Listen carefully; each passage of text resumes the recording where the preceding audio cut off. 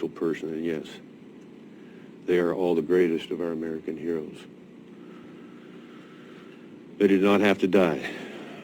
This should break our hearts, and frankly should make every American, all of us, furious. We must demand answers. Building back weaker, the horrible incompetence and untrustworthiness. There's no way to spin out of this. We lost, the Taliban has won. There's been a colossal betrayal, unthinkable. We're leaving at least 200 Americans and hundreds of Afghan allies to an almost certain brutal death. Words cannot describe the disgrace. Our country and citizens are now in greater danger, as are many vulnerable Americans. Time will tell where we end this 20-year story. And that's all I have. Thank you, Mr. Chairman. Thank you. So I look for amendment or approval of the agenda. Any additions, corrections? I have one, Okay. sir. On the consent agenda, Yep. I would just like to pull C for discussion. And a lot of that is just with county council on a couple of issues, legal issues. So it would go under 7M? M, yes. Thank you. Court, anything? I have several. I'd like to move Veteran Tim Fortner 7A to presentation 5C following Veteran Dallas Ott proclamation. Number one. Under presentations? Yes, please. Yeah. That will also be a proclamation. Number two, we'll be postponing the hyperbaric oxygen therapy until our September 15th meeting. That presentation. Okay. Postpone that. And then asking to move items 7K and 7L to the beginning of action items, because those are probably two of the most important that we'll be discussing today. That's the Curry County Housing Committee, and then COVID Curry County hopeful response, COVID response. So K and L to the top of 7. So they would become 7A and 7A1. Wouldn't change any of the other numbers that way. Okay. If I could, I'd like to make, because I've got someone coming up, our Veteran Service Officer, can we make, and that's only going to take a few minutes, can we move the K and L to 7 after B? Is that all right? That'd be fine. You guys will help me keep this under... Yes, sir. Okay, all right. And then I have one more. Okay. Finally, to remove from today's agenda all references requests for American Rescue Plan funding, including items 6G, 6H, 6I, and 7H. We just had our American Rescue Plan Curry Citizens Committee meet yesterday for the first time. Good job, by the way, Council Pope. And so we're just chipping away at these fundings, and I'd like to just at least stall that for a couple of weeks so we know what this committee is going to recommend, their recommendation to the board, and I just don't see any need to fly at this today and authorize money that we're not ready to, and nor should we yet authorize, in my opinion. So 7 or 6G and H? And 6I and 7H. If I could, Chair? Yeah, just a second. I don't have a 6I. So, I don't either. oh, there it is. I take that back. I do have it. It's on the... Yeah, you got to be smart enough to turn the page. There we go. Hello. Okay. So can we just move those all to, because at a minimum, I'd like to discuss this. Action discussion? We don't have to take action on it, but at minimum, I'd like to discuss it. I think Mr. Rickert has some very good points on this. Yeah. And we've got to be able to sanitize and those kind of things. So at a minimum, if we don't use ARP money from that, we're going to have to find funding to do that. So if we could kind of consolidate G, H, and I into H of 7H. Okay. We can consolidate 6G, H, and I into 7H. You okay with that, Court? That's fine. I'm good with that. Okay. So ask for a motion to approve amended agenda. I'll make a motion to approve the agenda as amended. I'll second that. It's been moved and seconded. Any question or comment? Hearing none, all in favor say yes. Yes? Yes. Aye. Opposed say no. Motion carries. Public comments. Mary Rowe is first.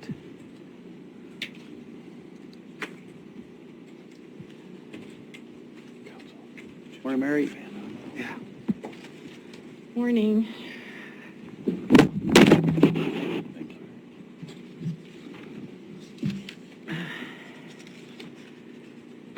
you. I'm Mary Rowe. I'm a member of the Curry County Government's Housing Committee. The current committee is comprised of physicians representing those who have been directly impacted by lack of housing, such as a lower income senior citizen, a representative from schools, etc. Most of the positions were chosen by former Director of Operations Julie Schmelzer after years of the limited way Housing Committee, I'm having a hard time breathing. After years of the United Way Housing Committee not making much progress, even after being offered county land. Julie wanted a group of citizens who would be motivated. And as an MSW, I know that including those who will utilize a resource and can give needed input about its characteristics is crucial for its development. But the county's current housing committee has made little progress in its 6 months while our citizens are desperate for housing. I believe that this lack of progress is mainly due to a lack of support from county government that has included a staff liaison who violated the Housing Committee ordinance in multiple ways. Time was wasted with attempting to correct members' comments in accordance with their perception by the chair, who would not allow members to put items on the agenda, censored members in conjunction with the staff liaison, and who wouldn't let us elect a new vice chair when the position became vacant, so that when the chair was not in attendance, we had no one to chair. Then the staff liaison announced that the regional housing coordinator and his assistant would be administering the group in her absence, even though the regional housing coordinator only had a seat on the committee and had no authority, and this was in non-compliance with the ordinance, and that his assistant would serve as secretary in violation of the ordinance. Then the housing coordinator's assistant announced new rules that were ours to determine, not hers. She said that Commissioner Boyce had authorized this change, even though Commissioner Herzog was the BOC liaison. Later, Commissioner Boyce announced that he was the Housing Committee's liaison, even though no BOC decision had been made, and said that he would chair and make our chair the secretary. Also, reducing our meeting time by half and changing the time without consulting us. Then the meeting time was changed to the following week by Housing Coordinator Lehman. Then that meeting time was changed without notification to me. My ADA rights were violated continuously and outrageously, despite having an ADA accommodation from County Council Pope, which was given to all committee leaders. I have been disenfranchised, bullied, and exploited by the staff liaison and some members of the committee. None of the county BOC commissioners helped. Your lack of responsibility regarding the ADA opens the county government up to possible legal action. A lack of commitment on the part of some committee members was also evident. Accordingly, please disband the Housing Committee and issue an unconditional apology to members. Eventually, our county government will need to have a housing committee underneath our government to be eligible for grants and funding. Such a committee needs to be comprised of members with skill sets which can overcome barriers, such as accessibility to housing. But right now, please fund a housing development specialist with ARP funds who can write housing grants underneath the Department of Economic Development. We need to ask for candidates now before other counties compete for such an expert. Thank you. Thanks, Mary. Gordon Clay?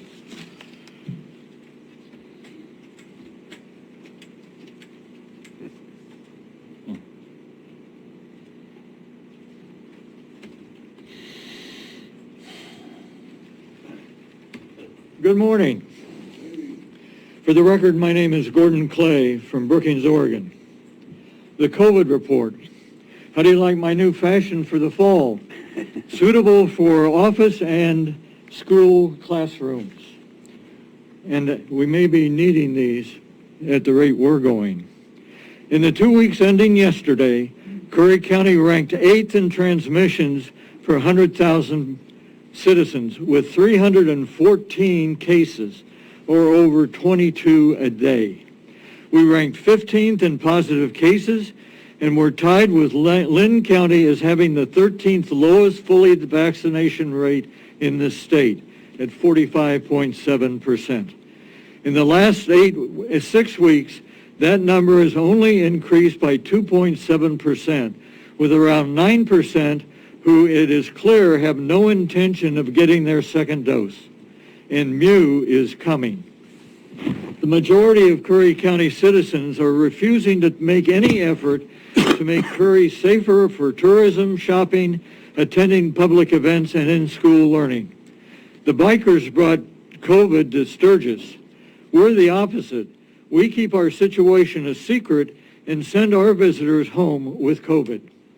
It's been 3 weeks since the governor announced new mandates, and yet until maybe today, and I can't hear outside, the speakers aren't on, the item 7K, our commissioners, except for that possibility, have remained silent. I wish they would step up and do something like the Tillamook Board of Commissioners, who are upfront about what is really happening in their county, and sent out a press release to let would-be visitors know, please stay home. Our hospital and morgue are at or near capacity.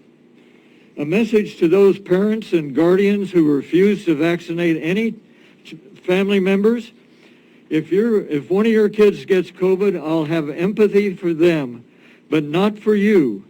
And I would hope Child Protective Services will consider if your household remains a safe place to raise your remaining children. September is Suicide Awareness and Prevention Month. I credit the rent abatement mortgage program for a major factor in reducing the suicides in 2020, which is the first time it's been lowered since 2003. However, with those programs ended and many men still struggling to find living wage jobs, this should be a red flag to our medical and behavioral health community, since an inability to provide for their family has traditionally had a major negative impact on men, called suicide. This brochure, produced by the Curry County Suicide Awareness and Prevention Council, can be found at 109 locations in Curry County. Pick one up, along with a crisis wallet card, to keep handy at home and in your work environment. Then watch for signs, trust your gut, and ask, are you okay? That conversation could save a life. Find a list of these brochure and crisis card locations at zeroattempts.org/curry.html. And I've got a handout for the commissioners.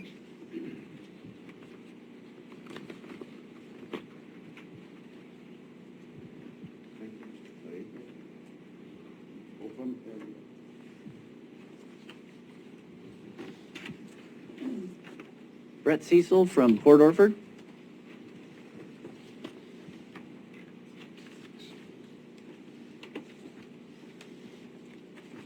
Good morning, Commissioners. Good morning. My first visit with you. Thank you for having me. I come before you today as a citizen of Curry County, one who must take great care of my health as well as one who represents the Democratic Party of Curry County as chair. I wish to express my concern and dismay with this commission's actions and inactions regarding COVID-19 in our communities. Your defiant stance against our constituents' well-being astonishes me. Protecting businesses above the health of Curry County residents is extremely short-sighted. Who do you believe will patronize the businesses that you choose to protect and the citizenry that utilizes those businesses? Refuses to enter due to unsafe conditions, is so gravely ill that it cannot, or worse yet, is dead. No patrons, no businesses. I ask, how do you take a position of authority on COVID-19 when you have no background in healthcare or medicine? You've relinquished control of our county health system to the state of Oregon because you couldn't manage our health department. Now you wish to tell the state of Oregon not to carry out its job, the very same job that you were and still are unable to fulfill. The commission claims to be upholding the rights of citizens to avoid what this commission believes to be freedom-reducing activities. I ask you, what will you do for those of us that have the right to live without a viral pandemic threatening our very lives? Are you willing to protect our rights as well?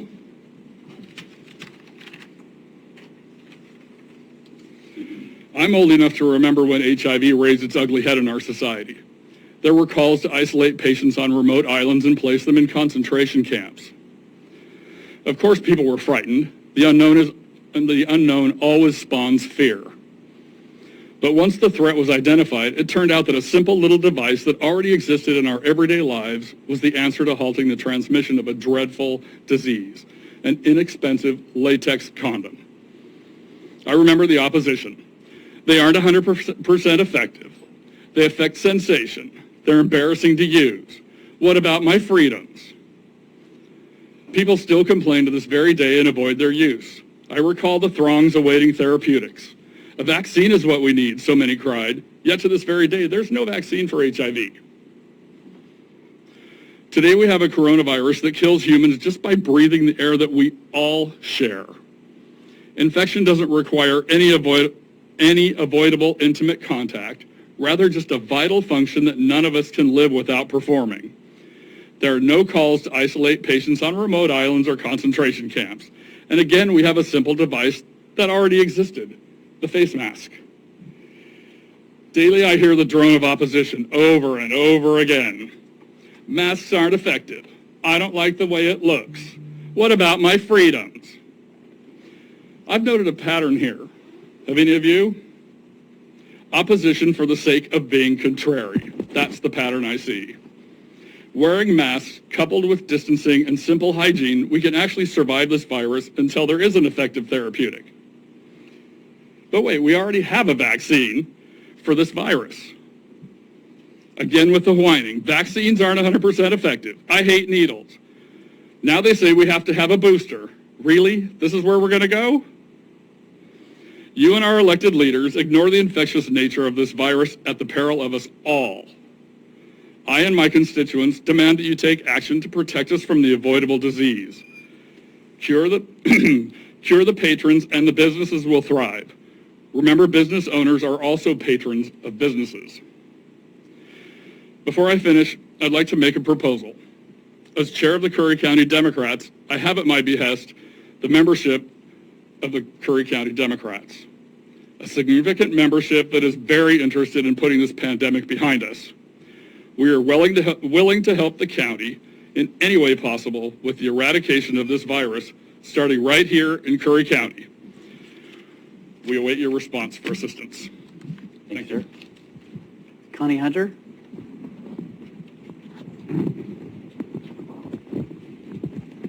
I'm Connie Hunter, and I live in Brookings, Oregon, in Curry County, and I'm pleased as heck to be part of the democratic process here today.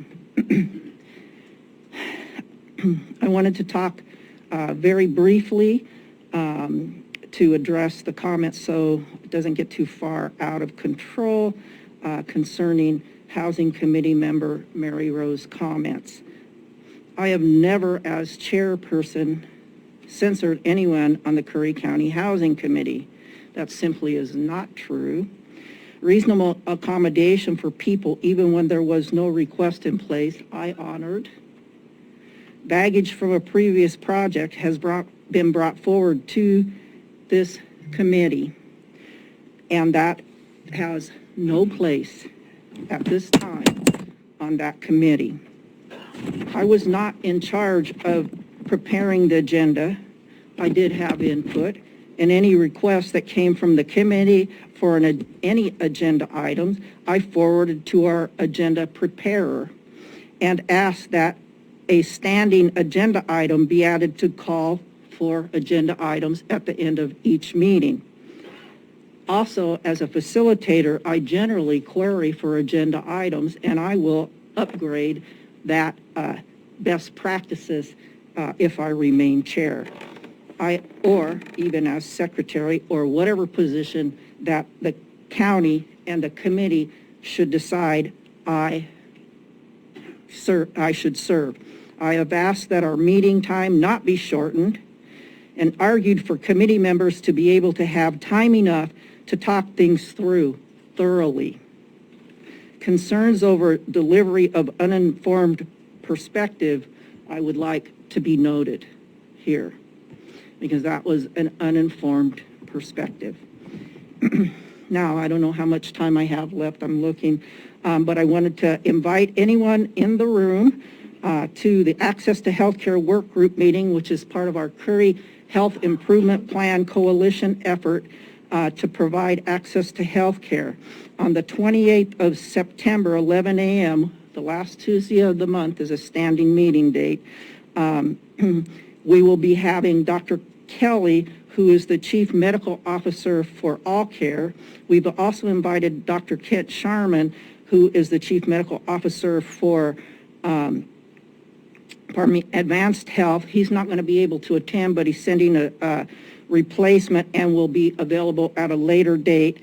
VA Roseburg's Office of Community Care's Director Rocky Phillips has asked for an opportunity to have that time to be available. He has to ask his supervisor before he can get an opportunity to participate. So please let me know if you'd like to receive an invitation to the special meeting. My email address is connie.hunter@outlook.com, and yesterday's meeting raised a red flag regarding the moratorium on evictions being lifted and how those people who will be newly homeless very quickly will very likely enter our healthcare system at a great expense to the healthcare system and affecting access to healthcare. Thank you all for your time. Thank you, Connie. Nancy Sue Rose, please.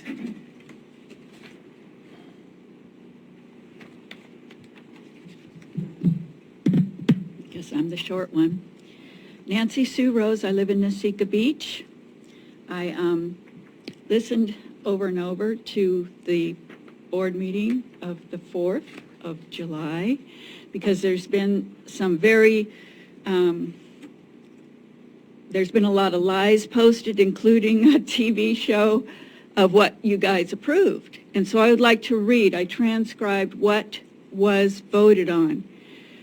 Quote, the Curry County Board of Commissioners resolves as follows. 1, all employees and agencies of Curry County shall not assist in the enforcement of business closure, school closure, or stay-at-home directives under the executive of the governor. 2, all employees and agencies of Curry County shall recognize the protections of the Constitution of the U.S. and the state. That is all that the board approved that day.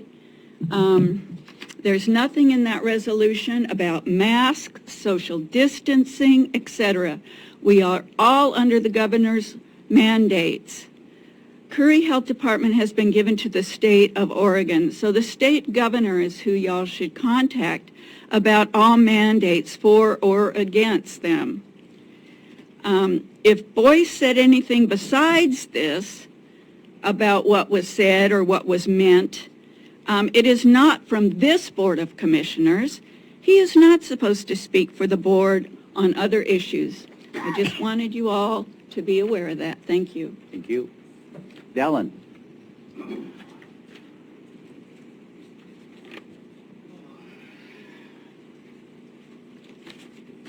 this back up here so I can see it. My name is Dallin Nettervelt. I live here in beautiful Gold Beach, Oregon.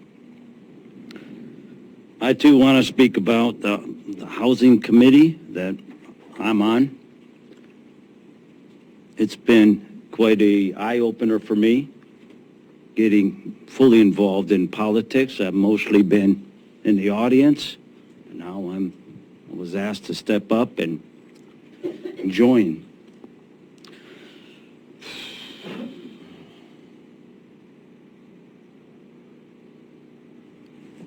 I'm not going to do a whole lot of commenting on what I've already heard, except that Connie has, in my opinion, has done an outstanding job so far. August 13th's meeting was a high-tech cyberspace disaster, to say the least, because of the China bug. And a lot of our members are out there in cyberspace. Now, Eric and his, Miranda, I believe her name is, they're doing the best they can with the high tech here, with the stuff. And our chairperson was out due to emergency, and so it went sideways and downhill, really, right from the get-go. Me being a Marine and a conservative, it got me a little frustrated, to say the least. But I believe this is an extremely important committee made up of citizens, not professional politicians. I'm certainly not a professional politician and never will be. No one's going to buy my vote or my persuasion one way or the other. I think for myself. There is a serious crisis, and there has been in Curry County for years. For the affordable housing people, for the poor, the street people, for elderly that are on fixed incomes. Rent is going up now, and landlords are saying, well, the price of housing going up, I might as well just increase my rent. This is squeezing the working people out. And this committee is very important to helping everybody, not just one party or the other.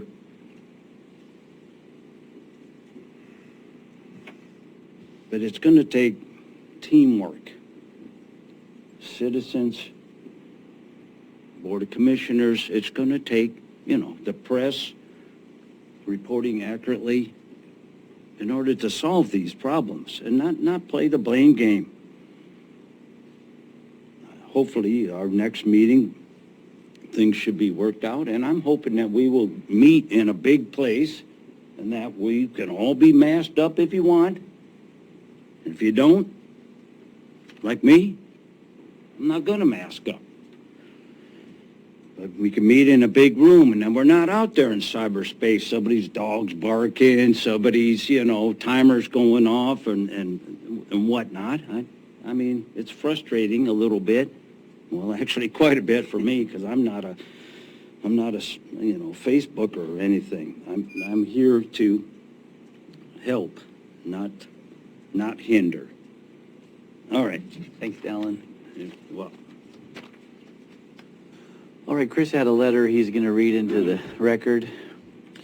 I just appreciate you doing that, Mr. Chair. A lot of people are questioning what's happened in Afghanistan, and coming out of situations, as I know my brothers did, Vietnam, and other situations that we've been involved in over the centuries now, a lot of people have questions about Afghanistan and was it worth it? And this letter is from the Commandant of the Marine Corps and the Sergeant Major of the Marine Corps, but it really affects all of us, so I'm going to edit some of the words in here as I read this, because it's really to everyone that fought and every family member that gave as well.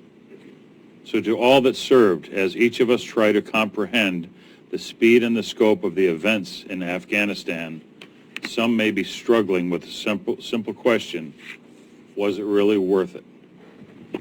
We see videos and photos, we read stories that bring back memories for some of us, and it becomes intensely personal. We value human life, and we want to believe that what our military has done in Afghanistan really made a difference. While Sergeant Major Black and I don't presume to speak for you or your family, we would like to offer our thoughts so that you know that senior leaders stand with you. We both believe without question that your service was meaningful, powerful, and important. You answered the call to serve. You proudly carried the torch with so many generations before you have done. You put the good of others before yourself. You fought to defend your country, your family, your friends, and your neighbors. You fought to prevent terror from coming back to our shores. You fought for liberty for young Afghan girls, women, boys, and men who want the same individual freedoms that we enjoy as Americans. You fought for the military and left the military person on your left and the military person on your right, and you never let them down. You never, ever gave up, and you lived with a purpose and with intention.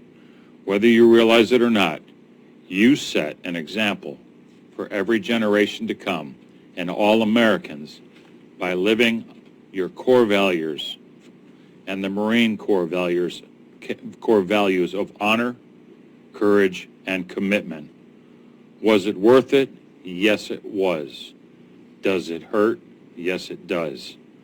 Since 2001, all military service have served honorably and courageously to bring peace to the people of Afghanistan. Take pride in your service. It gives meaning to the sacrifice of everyone who served, including all of those who sacrificed the ultimate. Over the coming days and weeks, we encourage you to connect with fellow service members and their families, particularly those who have served overseas. At this time, this is a time to come together and give further meaning to our motto, Semper Fidelis, which means always faithful. Let us remain faithful to our fellow military friends and their families, and faithful to the memories of all who have sacrificed, and faithful to the United States of America and its Constitution. We are intensely proud of all who have served. Sincerely, Commandant of the Marine Corps, David Berger, Sergeant Major of the Marine Corps, Troy Black. Thank you, sir. Amen. Can I add something to that real quick? Sure. I couldn't find this when I did my opening statement about the conditions in Afghanistan, but let's just take 15 seconds. Dear veterans who served in Afghanistan, you kept terrorism at bay for 20 years. You served with bravery and honor. You were there for those serving alongside you. What you did matters to us, sincerely, the American people. Thank you, Mr. Chair. Thank you. And I have one quick comment on our Stand for Freedom resolution that I brought before the board, and we passed unanimously. The whole thing was predicated around the notice to the state that we were not going to defy the state, but we wanted a seat at the table. We wanted local control. We wanted to have input. And so I never spoke for the Board of Commissioners. We were all quoted in the newspaper individually with our personal reasons for supporting. And some of that was similar, some of it was different. So just more nonsense that I spoke for the board. I was happy, very happy that the board unanimously supported that resolution. And we can talk more about that today on our COVID response and where we're going on that. Thank you, Mr. Chair. You're welcome. All right, Sheriff Ward and David and Shelley, come on in. Joel?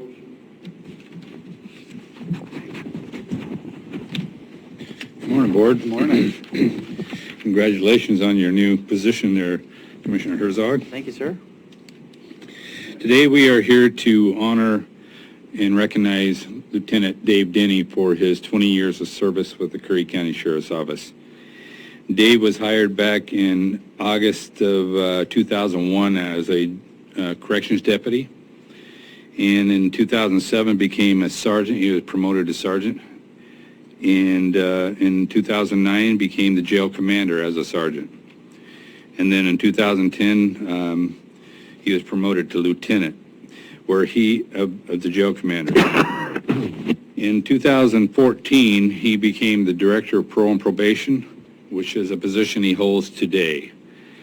Dave is an integral part of the Curry County Sheriff's Office. He not only does the parole and probation side, he can step in anywhere in that department and take care of business.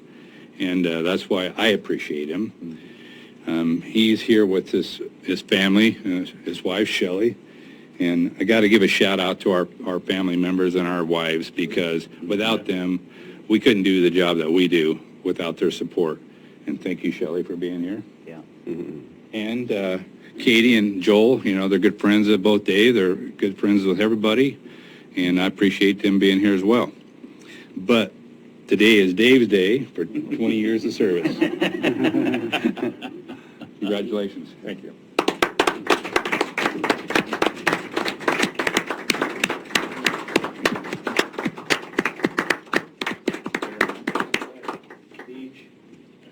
So I'm going to make this short and sweet. I was hired back in 2001 by Kent Owens and kind of moved through the sheriffs. We've had a lot of changes, and I want to thank them for all their support over the last 20 years. I also want to thank my family, Shelley, and my kids and my parents for supporting me through all this, and Joel and Katie for being there over the past 18 years or something like that. So we're best friends, and we do a lot of things together and support each other. Also want to thank my parole and probation deputies, Donna Donson, Mike Lang, and Vicki Scott, for making my job easy. So we're moving in the right direction. So I appreciate it. Thank you. Thank you, Dave.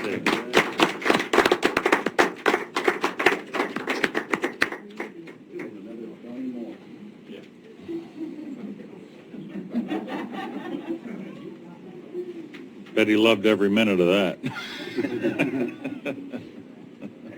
So the next one is, I'll hand over to Commissioner Boyce, Curry County Proclamation honoring USA veteran Kimberly Dallas Ott.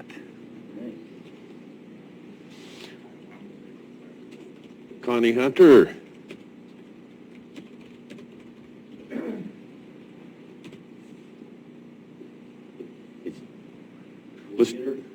We can do Tim Fortner first if you like. Sure. Okay, we'll speed things up a little bit here, and then we'll She's get right her here. handy. I told her. Okay. She's coming? Okay. He's yakking. Hi, Connie. Hi.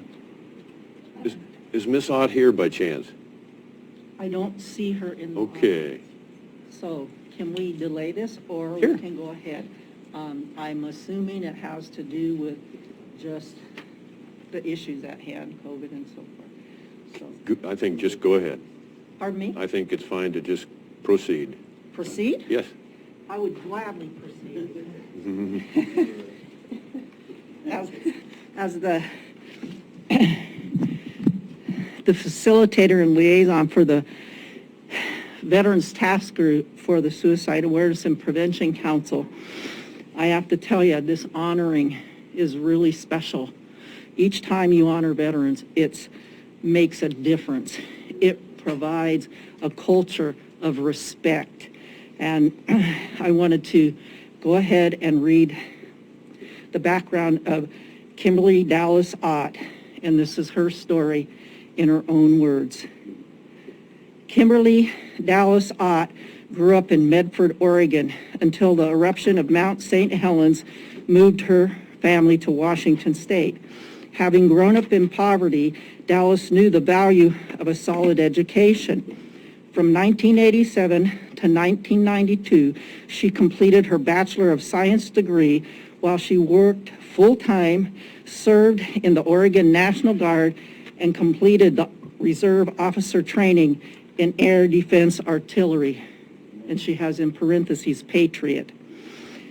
In 1992, Dallas was commissioned a lieutenant in the U.S. Army and soon after was deployed to a combat zone in the Persian Gulf, where she served as a tactical director for the Patriot missile system.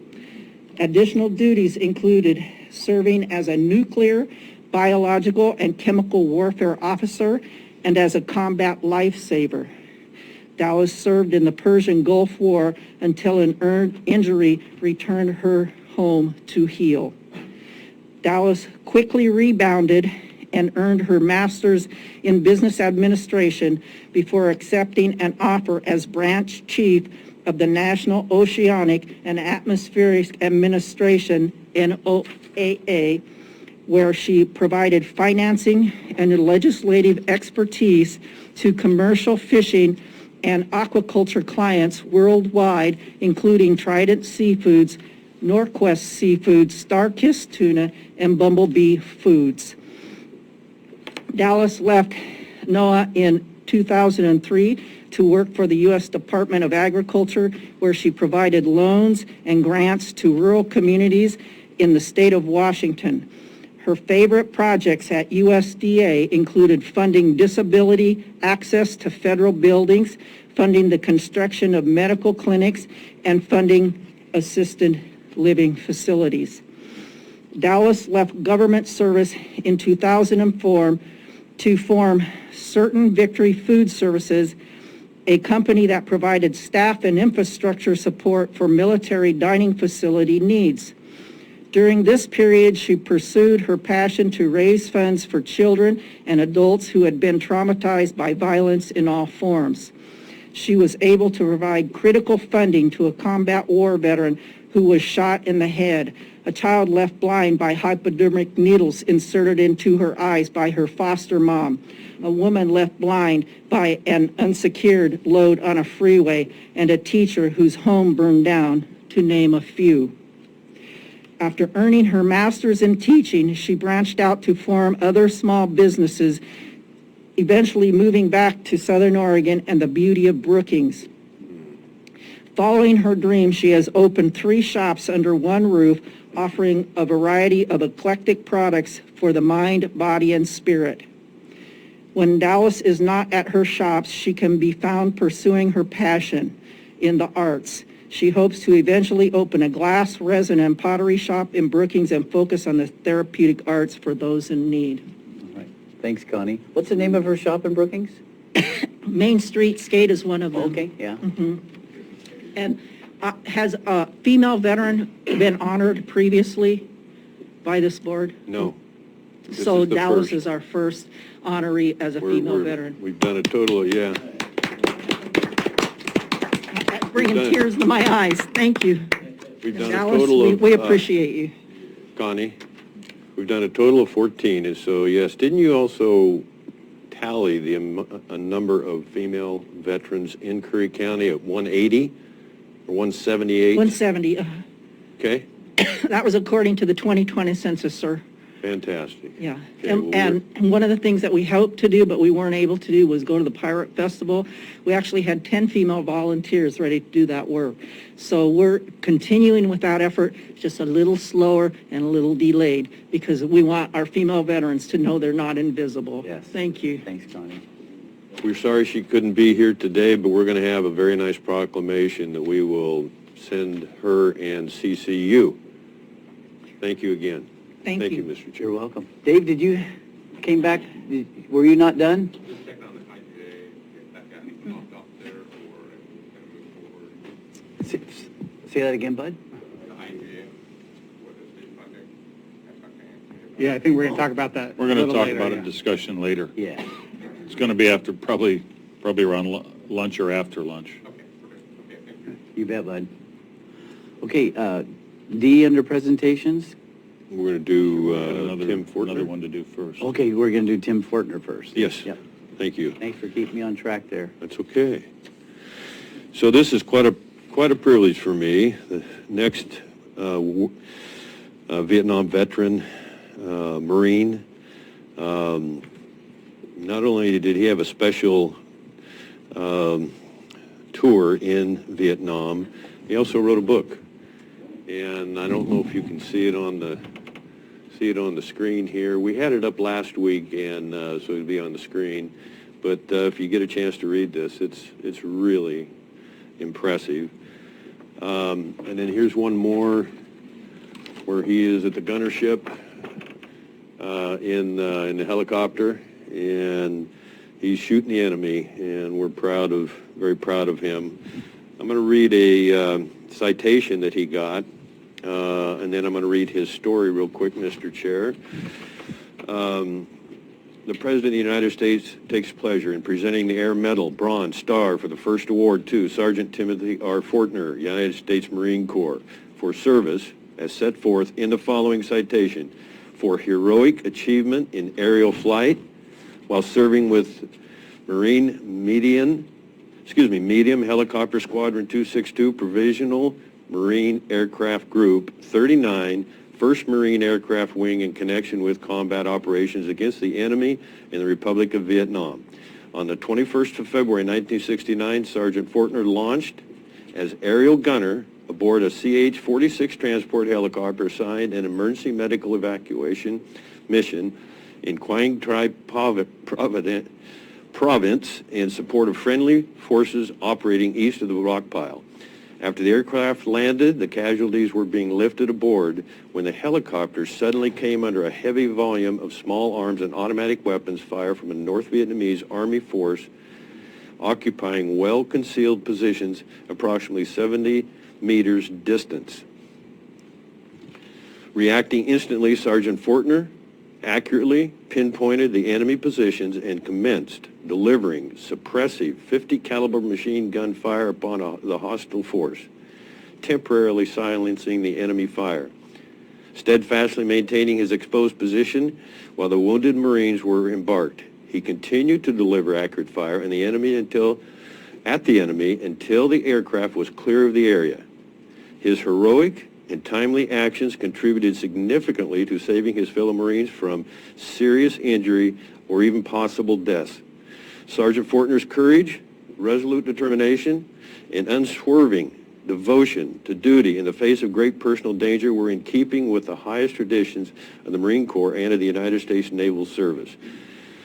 For the President, H.W. Buse, Jr., Lieutenant General, U.S. Marine Corps, Commanding General. The Tim Fortner story in his own words: in life, the longest battles often go unnoticed, unrealized, unobserved, and unreported. After dropping out of junior college, I enlisted in the United States Marine Corps in December 1966. I was barely 18 years old. Little did I know then that I would be plunged into the heart of darkness raging halfway around the world to learn the realities of life and death. Marine Corps boot camp was what most people think it is, brutal, but I survived and I actually started growing up.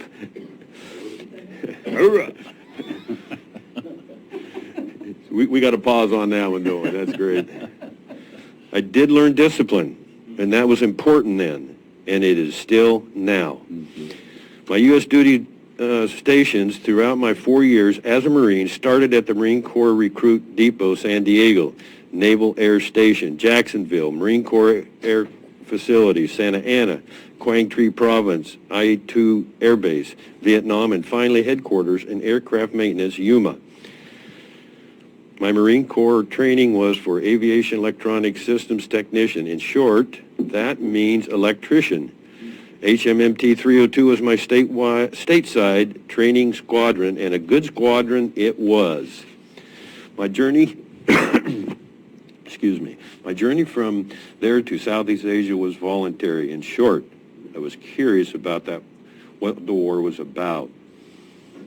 Stepping off the plane in Da Nang was a jolt, to say the least. Oppressively hot, humid, bad smells, and a very foreign land. I remember reading this a month ago, and I thought, wow, right there is quite the eye-opener. I was assigned to the 1st Marine Air Wing, Marine Medium Helicopter Squadron 262, HMM 262, was located at Quang Tri Tri Air Base, also known as I-2 Air Base, my squadron flew Boeing CH-46C night helicopters. Day-to-day work was similar to the stateside regimen, except there was sometimes battle damage to our aircraft that needed to be repaired. Then there was flying. I volunteered for flight status as a test crewman and a door gunner. You volunteered, huh? I feel fortunate that my flights where hostile actions were few. When it came time to produce as a door gunner, I did. When it came time to load wounded or dead, I did. When time to do a medevac into a hostile area, I went.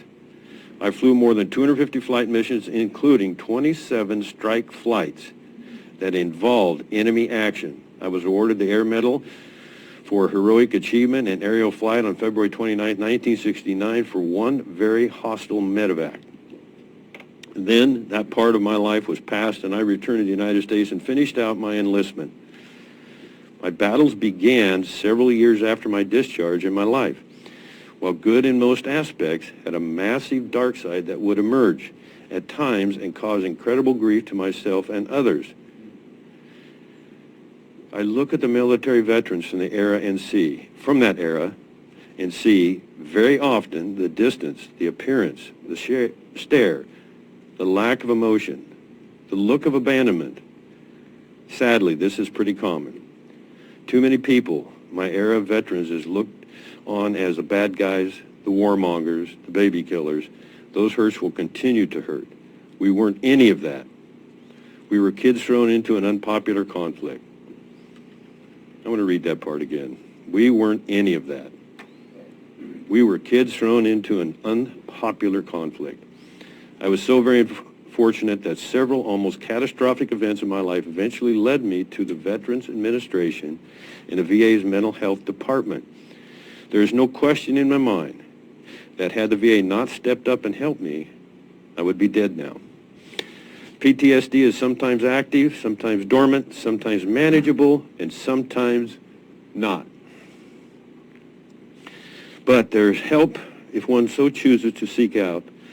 It is not an easy path to seek help, and sadly, many combat veterans do not seek the help they deserve. You have to first realize that you have a problem, then make the decision to get help. None of that is easy. Veterans with PTSD can proceed in life and get through a lot of the hard times. Veterans suffering from the PTSD need to stay with it and not give up. There is help out there. God bless America, all of our people, and our military veterans. Thank you again for the book.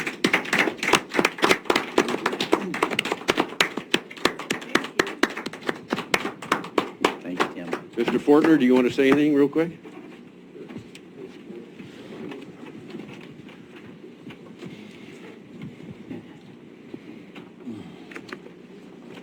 I'm honored with this proclamation.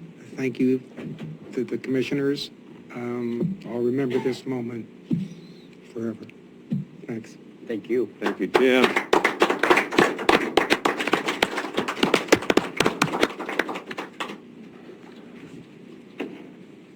All right, gentlemen, where do we go from here?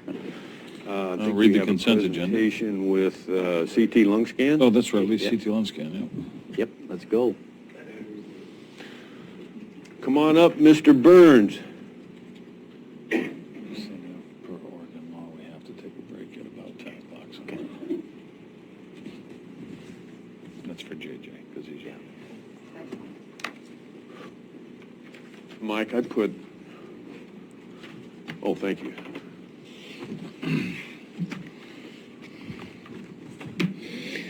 Well, thanks for inviting me back up here at court. Address the lung cancer screening and stuff. I didn't provide you guys a copy with this whole thing. I did send a Word and PDF to court last night to share with John and Chris.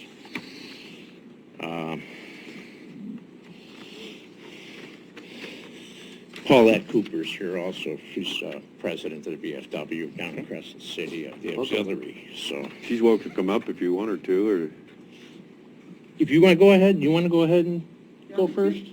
Go ahead. Okay, Tell them your story. sure. Introduce yourself, please, if Sure. you would, Paulette.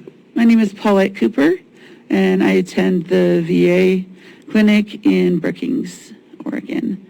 I'll try to shorten 30 years of medical things. I was in the U.S. Army, active duty during the Cold War.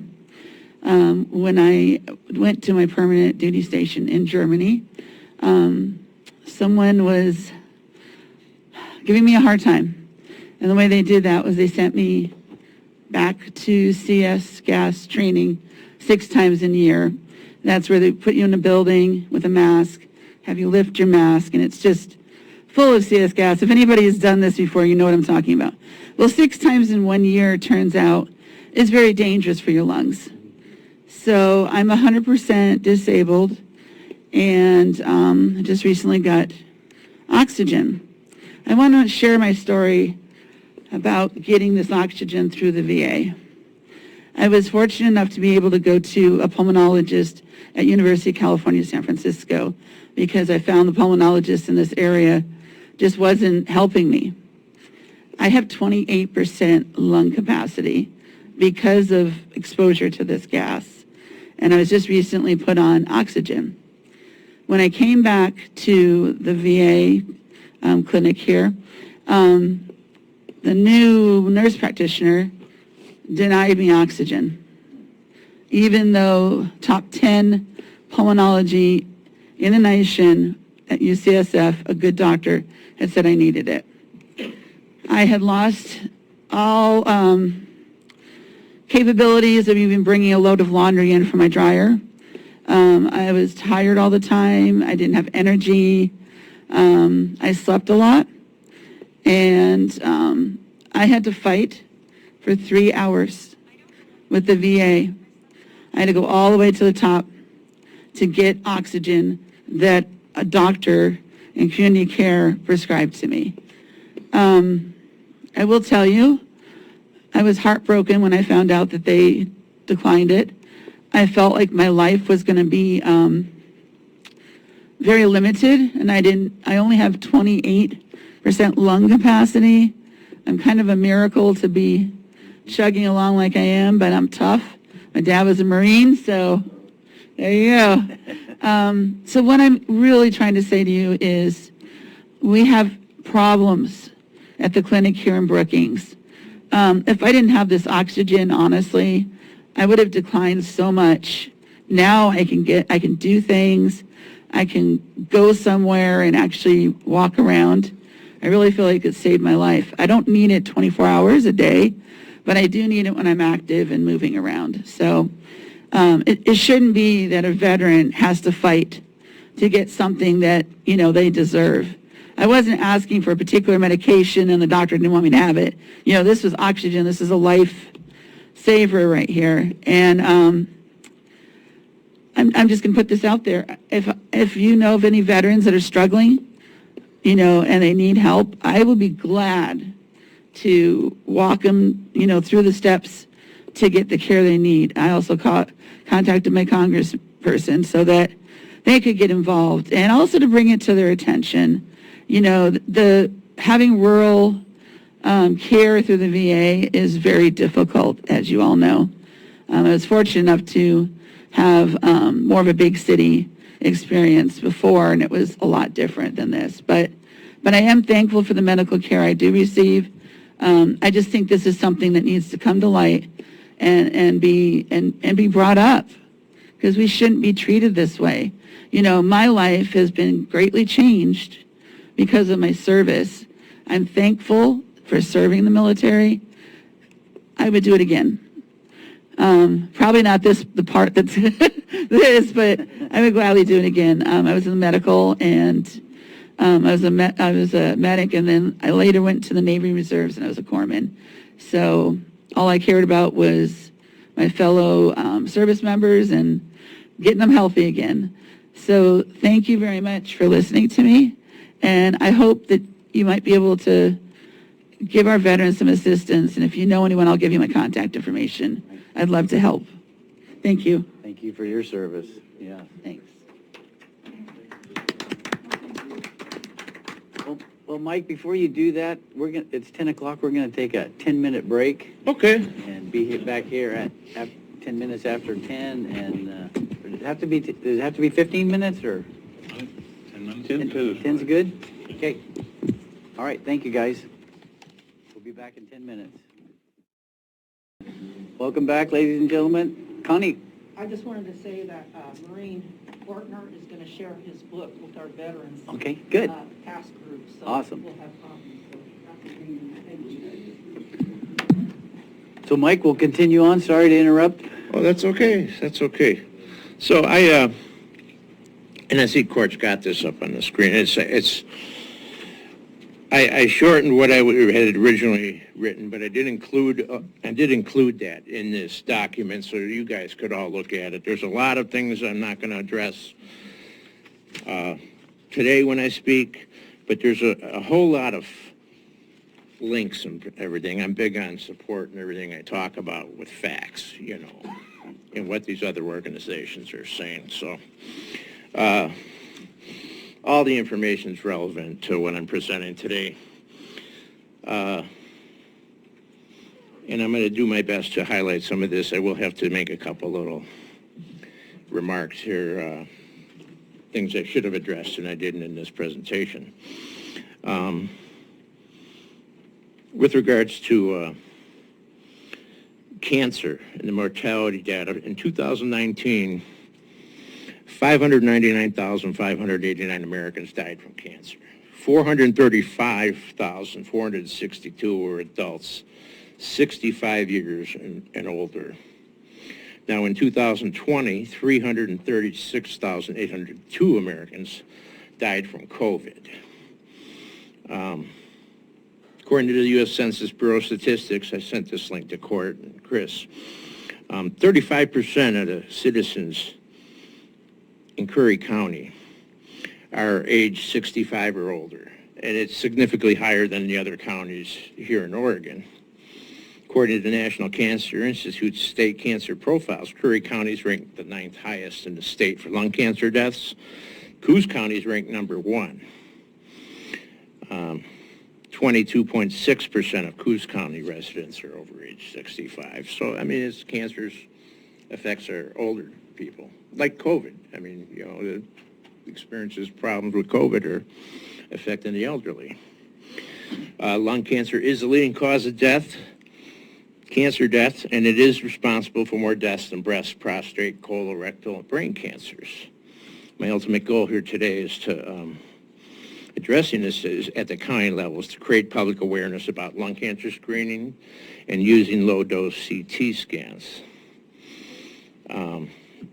Inform folks, let them be able to make informed decisions with their doctors. The American Lung Association, Saved by the Scan poster and website, has good resources. I see you got it posted up there, Court. And you got some available here. That's this. And there's also the GO2 Foundation. And I provided, now these are available free from these guys. You don't have to, it doesn't cost anything. You just got to go online and request them. They'll ship them out 50 at a crack. And that's what they did with me. The only, according to the CDC, the only recommended screening for lung cancer is low-dose CT scans. The U.S. Preventative Services Task Force, that was created in 1984, and it's an independent volunteer panel, national experts in prevention of certain diseases and the screening processes and everything. The Agency for Healthcare Research and Quality has been authorized by U.S. Congress to convene the task force to provide ongoing scientific, administrative, and dissemination support to the task force. And and each year the task force does report to Congress, and it identifies critical evidence gaps in research and everything else. One of the things they do is they review, the existing studies and data that's out there, and incorporate this into making their recommendations. And they have made recommendations, and they've updated the recommendations. This year, Per the American Lung Association, based on smokers and former smokers, for screening to be most effective for the high-risk population should be screened annually. Currently, screening rates are very low among those at high risk, normally 5.7. Nationally, only 5.7 of those at high risk were screened. Massachusetts has the best screening rate at 18.5%, while Nevada has the worst at 1%. Per the Lung Cancer Foundation of America, currently 1 in 16 people in the U.S. can expect to receive a cancer diagnosis. That's 1 out of every 15 men and 1 out of every 17 women. The importance of early detection of lung cancer will save lives. And according to the University of Chicago, stage 1 lung cancer has a cure rate of over 70%. So I did not include that in the handout I gave you, but there is a link to that, and I did send it to Court. He's got that. My initial inquiry with the low-dose CT scan came in April 2018 after reading how the Bay Pines, Florida VA facility was saving veterans' lives based on the smoking history. I inquired with Roseburg Director Dave Whitmer about receiving this scan based on my smoking history. Roseburg VA did not have a lung cancer screening program, and Whitmer left Roseburg in December without establishing the program. I addressed this and the other screenings that were not being performed or offered to veterans in Roseburg with VA Director Allen. And I addressed it at his request in September 2019, and I sent him a whole bunch of emails on all these screenings that are not getting done, not being offered. I mean, it's the veterans has to make the decision if he wants to screening or not. That's his decision. But if he's not aware of it, you know, doctors aren't having these conversations either with the veterans. Make a long story short, recently Court became involved with regards to he got a list from the VA where he informed that veterans could get screened, could obtain this scan locally, and on the list, we talked about this last time, was Gold Beach Hospital and Curry Medical Center. And I confirmed both of this. I talked to Crystal in radiology at Curry Medical Center and Scott up in Gold Beach, and they do not offer they don't have the equipment to do the low-dose CT scan, but Bay Area Hospital does, and so does Sutter Coast. Now, 2 weeks ago, just taking over 3 years to get this, but the VA did post their version of the lung cancer screening information in the exam rooms, and I didn't have time to read it. It's pretty long. I did take a photo to read it later, and their info contains the outdated information, incorrect and misleading information about the lung screening. And I mean, when you look at it, I could see how it could deter some veterans from getting the screen, you know. So I'm going to address that with the VA. That's something in progress. They still haven't provided a written response to offering a lung screening for veterans based on their exposures to known respiratory carcinogens during their service. The VA recognizes that veterans are at higher risk for lung and other cancers. And some of these could take decades, like asbestos or even Agent Orange, to develop. And it's even been acknowledged by past VA Secretaries Shulkin and Wilkie in press releases. In a VA notice dated February of 2013, the VA started its initial research on long-term consequences of burn pits in Iraq and Afghanistan. There were burn pits in Vietnam, too. They were lighting up, leakers, they called them, napalm and other things, So there were burn pits in there, too, but it's not covered. But there is burn pit legislation going on right now. Actor John Stewart, he recently addressed the veterans' exposures to burn pits with Congress, and he previously did it for the 9/11 first responders. I put a link in there to when he addressed that, because he's addressing empty seats. Congress didn't show up. Here's John Stewart and all the 9/11 responders that are sick with cancer and other problems caused from responding on 9/11. And he basically shamed Congress, It's just a 9-minute clip, so you should check it out. My interest in firefighters' exposures to carcinogens, it was after Court shared with me that a friend of his got lung cancer, a firefighter. for firefighters. I talked about this last time about HR 1174, the Federal Firefighters Fairness Act of 2019. It was introduced in the House in February 2019. It would have covered presumptive conditions for federal firefighters' exposures to known carcinogens. But the legislation died in committee. It never went to a vote. Now, Vietnam vets had to fight this battle to get presumptive coverage for exposure to the dioxins in Agent Orange. And, you know, why is Congress denying to extend this coverage to firefighters when those same dioxins and much worse are present in the air, smoke, and are absorbed orally through the digestive system, through the skin, and inhaled into the lungs? I mean, so they didn't do anything with the legislation. Maybe they can convene the U.S. Preventative Services Task Force to look at this and make recommendations for firefighters, but they haven't done that either. There's plenty of studies and evidence. I mean, yeah, firefighters have much higher risk and higher cancer rates, higher death rates. So H.R. 931 was introduced, the Firefighter Cancer Registry of 2018, and it did become public law. The bill requires the Center for Disease Control and Prevention to develop and maintain a voluntary registry of firefighters to collect history and occupational information that can be used to determine the incidence of cancer among firefighters. And so, I mean, I know of a Cape Ferrello firefighter. He had skin cancer, you know, and had it removed. I don't know if it was reported to the registry or not. It's a voluntary reporting thing, but the more data they get, you know, the more effective the registry is going to be. In Arizona, Massachusetts, Elkhart County, Indiana, other places, firefighters are being provided low-dose CT lung cancer screening due to their higher risks and incidence of lung cancer. The standard of using a chest ray every 5 years to evaluate firefighters is just not, it's not going to detect the lung cancer, certainly not early by the time it's on an X-ray. Chances are it's the lymph nodes and it's spread to other parts of the body. I did speak briefly with Harbor Fire Chief Steve McClintock concerning the lung cancer screening, as well as one of his firefighters, Paul, that was there. And the chief had previously worked in the fire service in Nevada. I don't remember the name of the organization, but he sits on that committee that represents volunteer firefighters in all 50 states. The chief's well aware of firefighters getting cancer at an alarming rate. He wished me luck addressing this with you guys today. I did give Chief the GO2 Foundation info, and I gave him the brochure, or the email, the webpage, Occupational Cancer in the Fire Service. It's from Massachusetts.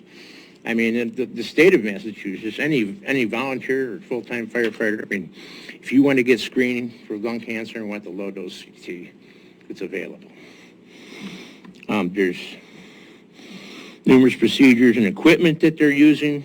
A lot of this, there's some good videos in there, too, to reduce the risk of exposures and reduce cancer rates among firefighters. Decontamination procedures, providing each firefighter with 2 sets of turnout gear, special washing machines to decontaminate the turnout gear. Those are just a few of the recommendations. Whatever the needs are of our local firefighters to protect them from carcinogens, it should be provided to them. Mike, can I interrupt just for a second? So in this presentation, you had 10 minutes, and we're going on 15 right now. So I know I love your passion for this, but I do have a okay, kind of a timeline. So just like you to wrap it up. Mike, the goal here, the ultimate goal is we're addressing this at the county level. Yep. Okay. Well, Public awareness about lung cancer screening using low-dose CT in Curry County to enable folks to have informed discussions with their doctors. So, thank you, Eric. So right now, Curry County can only go to Crescent City or Coos Bay, correct? Coos Bay, yeah. And I wanted to propose something here. And it's just a very simple proposal. I mean, that the county at least offer a one-time screening for firefighters, low-dose CT. You could work out a deal with Sutter Coast or Bay Area, you know, and maybe try and get that addressed, you know. You may want to look at it as, okay, well, it's a volunteer firefighter. From what I understand, 65% of the nation's fire service are volunteers. there's a lot going on with that. I don't know how feasible it is. I mean, we've got money. I mean, I don't know if you want to hit the road department fund or whatever to pay for it, or work out a deal where they can, for just a few $100, any volunteer firefighter that wants it, to get it, establish it, make a ripple. We do that here. Maybe the other counties are doing it. And Mike, when you talked to that fella at the Curry Health Network about that, did he say anything about, are they looking into getting a low-dose CT? I don't know, I mean, I don't know for what they're doing and the services they provide that it's going to be needed. Certainly they may want to upgrade to that, but it is available, and it's available in the Rogue Valley too, Providence, Sante. And so something else that's going to have to be addressed eventually by the state, because they're doing it in New York. Missouri's just went into effect a couple of years ago. Is mandatory cancer coverage for firefighters, volunteers, and full-time. Okay, so that's something you guys should be aware of too. And I'll wrap it up. Appreciate your passion, bud. But our goal is to get it into Curry County, and so we just need to help them and figure a way. Healthcare providers, everyone. I mean, and you go to savebythescan.org, you could take the test. These are the questions. They're not even being asked by the VA, and other doctors have been to Curry Medical Center too, But those are the questions you want to ask. Doctors want to ask them. Doctors should know where to send them to. Thanks, Mike. 4 words: early detection saves lives, right? Absolutely. This system down to something as small as a grain of rice. Yeah, it's amazing. I actually have 2 nodules on my lungs. You'll have to come up, Paulette. You'll have to come up real quick here. It's okay. Mike, great job. Thank you very much. Just real quick, I do have 2 nodules on my lungs. They're small, but they're monitoring them to see if they get bigger. So I think that's important, because if they start to get bigger, they can remove them before it turns into cancer. So I just wanted to share that real quick. Thank you, ma'am. Thank you again. Thank you, Mr. Chair. You bet. So moving on, I'd ask for a motion to approve the consent agenda as amended. You want to read it into the record? Or I will. You could, yeah. Consent agenda 6A, minutes of the business meeting, June 9th, 2021. B, minutes, business meeting, June 23rd, 2021. We've pulled for discussion C. D, letter regarding ODFW in-stream water rights. E, adopt a position description for existing position, community development. F, Sudden Oak Death sod authorization. G, approve to use ARP rescue funds has been pulled for further discussion. H, approval of ARP funds for COVID sanitizer has been pulled for discussion. I, approval of ARP funds for COVID PPE has been pulled for discussion. J, designation of Curry Coastal Pilot as newspaper of record for Curry County for fiscal year 21 through 23. Amendment, K is amendment to Oregon Sea Grant Subword Aquatic Safety. I'll make a motion to approve as amended. Thank you, sir. Second, Mr. Chair. Been moved and seconded. Any question or comment? All in favor say yes. Yes. Yes. Opposed say no. Motion carries. Discussion action items. B. 7B is 7B. is Tony Vowdy. And okay, Tony, welcome, sir. Morning, Board. Morning. Commissioners and Chair. My name's Tony Vowdy. I'm the Curry County Veteran Service Officer. I also brought my assistant with me today. You guys have been trying to wrangle me up for a couple weeks to come up and talk a little bit. Just going to give some basic updates, and Addie will give some updates on some programs that have changed recently, so you guys have a little more information on what we do. Currently, I'd say in the last year and a half, 2 years, with the previous county administrator was Julie Schmelzer, we were working on the community development block grant, and we were originally going to try to get the building recited. That didn't end up turning out exactly how we thought it was because they told us there was a much bigger grant available where we could basically get the whole building remodeled and redone. So that's one of the things that we got coming up. In February, we have to apply for it. So there's good probability that we could get the award. It'll be $1.5 million to rebuild the railroad building, just like they did the Head Start building. We currently have a 2,500 square foot office, and with the plans, it was for another building that was similar to ours. We're looking at a 5,500 square foot building, roughly, for the 1.5 million. We're still trying to communicate with a couple different engineers for some renderings, because that's what we have to have before we can submit for the February 1st opening of the grant. We're working with Tracy Loomis.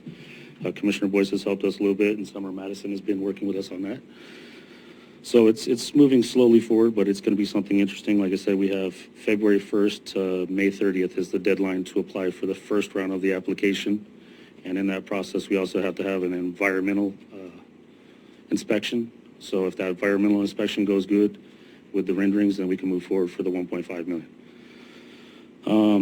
In regards to the rest of the stuff that I'm talking about today, it's just a little bit of statistics. You guys have heard a bunch of stuff left and right about COVID. It's definitely a pandemic. I'm definitely pro-choice. It's your choice whether you want the vaccine or not. I don't support either way.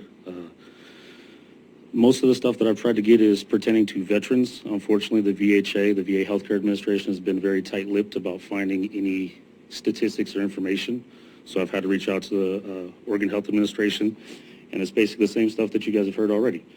For instance, Oregon has 4.27 million residents that live in Oregon. One of the things I can tell you is that there's 280,045 veterans that live in Oregon. Out of those, let's see, nationwide, 3,100 veterans have passed to this date of, as of the 30th yesterday, 3,100 veterans nationwide have passed from COVID. There is 306,450 nationwide positive COVID veterans as of the 27th of last week that have been nationwide. Out of those, in the last week, there was 1,800 roughly and change that were positive in Oregon, and that Roseburg VA is in the top 3 for the most COVID positive tests in a 24-hour period. Roseburg is the only one in our state, then it was Arizona and Texas. Brookings VA is providing COVID tests for upcoming appointments, but you have to be there before 8:15 on Wednesdays. So that COVID test that they'll do is if you have like a dental appointment or you have a surgery procedure, it has to be done within 3 days of that appointment. So if you have to travel to Roseburg or Portland or Eugene, they're doing that. You can still go to Roseburg or Portland or Eugene to get those tests done at any time, but the clinic is offering that. To also piggyback that, St. Tim's is offering the rapid test Monday through Saturday, 12 to 3. They also give the vaccines out there Wednesday and Saturday, 1 to 3. Let's see, what else? Brookings VA is moving forward to do Moderna and Johnson & Johnson. They have the vaccine refrigerators. They just have not obtained the supply of vaccines. So right now what's a holdup is the pharmacist hasn't been able to obtain enough to keep up with the supply that they're going to have to, because they're going to open the doors and do it daily once they get that vaccine. Right now it's only by appointment, and what they're trying to establish is that the people that have got the first vaccine, depending on if they're immunocompromised or if there's any major medical conditions, they're going to let them get round 2. If they've already got round 2, then they're looking at how long has it been since round 2, and they're going to address people that have been 4 months or more to get round 3 when it is available, and that will be in the near future. They're believing within the next couple weeks. Like I said, there's some CBG stuff that we just talked about. And then there was a couple things. There was a complaint lodged a while back, so I was going to bring some light to the board about discharge upgrades. So discharge upgrades is a DOD thing. So my office is Veteran Services. We do entail everything with veterans, but DOD is not veterans. So if you get a dishonorable discharge and you come in, I can assist you with the paperwork. But if you're rude to my coworker or me, I also have the right to resue for services just like you guys do. So there was a complaint lodged a little while back, and it raised some turmoil. But like I said, there is a online tool that you can go on, and I can walk any veteran through the steps, step by step, on the DOD website. If you have a discharge that needs to be upgraded, you go to this online tool. They tell you which applicable form you have to fill out, which is very brief, and what branch of service you have to send it to. And then I have nothing to do with it. It literally goes to that branch of service. And that takes on average about 18 months to get a determination back. The only other thing, I've talked with Joe Gregorio at Calor Lifeline, and so if you're not covered with a VA, it might be something that you want to strongly look into getting Calor Lifeline. If you are covered with a VA, it also works good in conjunction with it for unexpected medical expenses. If you have to go to the emergency room, you're supposed to notify the VA within 72 hours if you have VA healthcare coverage so that they could promptly jump after that bill. So on my portion, that's about it. This is Adelia Pittman. She's the equivalent to me. She is an accredited VSO. She's been here just a little over 2 years now as of this August. And so she has a couple updates that she was going to give you guys. Okay. She's Welcome. the smile in your office is Yes. what she is. Yeah. Most definitely.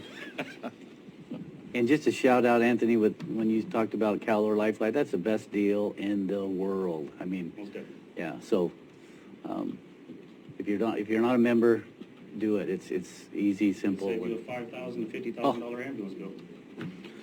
Yeah. Anyway.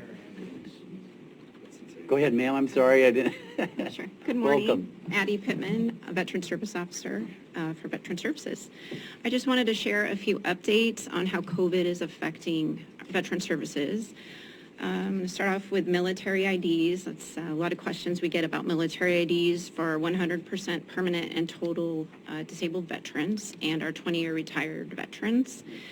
And those IDs are available through the DEERS locations. That's the Defense Enrollment Eligibility System, and it's currently only by appointment. And our nearest locations for those appointments are North Bend, Coos Bay Coast Guard, and or in Eureka, California. And our office can give out those phone numbers if veterans are interested. Also, healthcare IDs we get a lot of calls for that. Those are also available by scheduling an appointment at the Brookings or North Bend VA clinics. Veterans can call Roseburg's main number to schedule an appointment, and they can get them in. All right.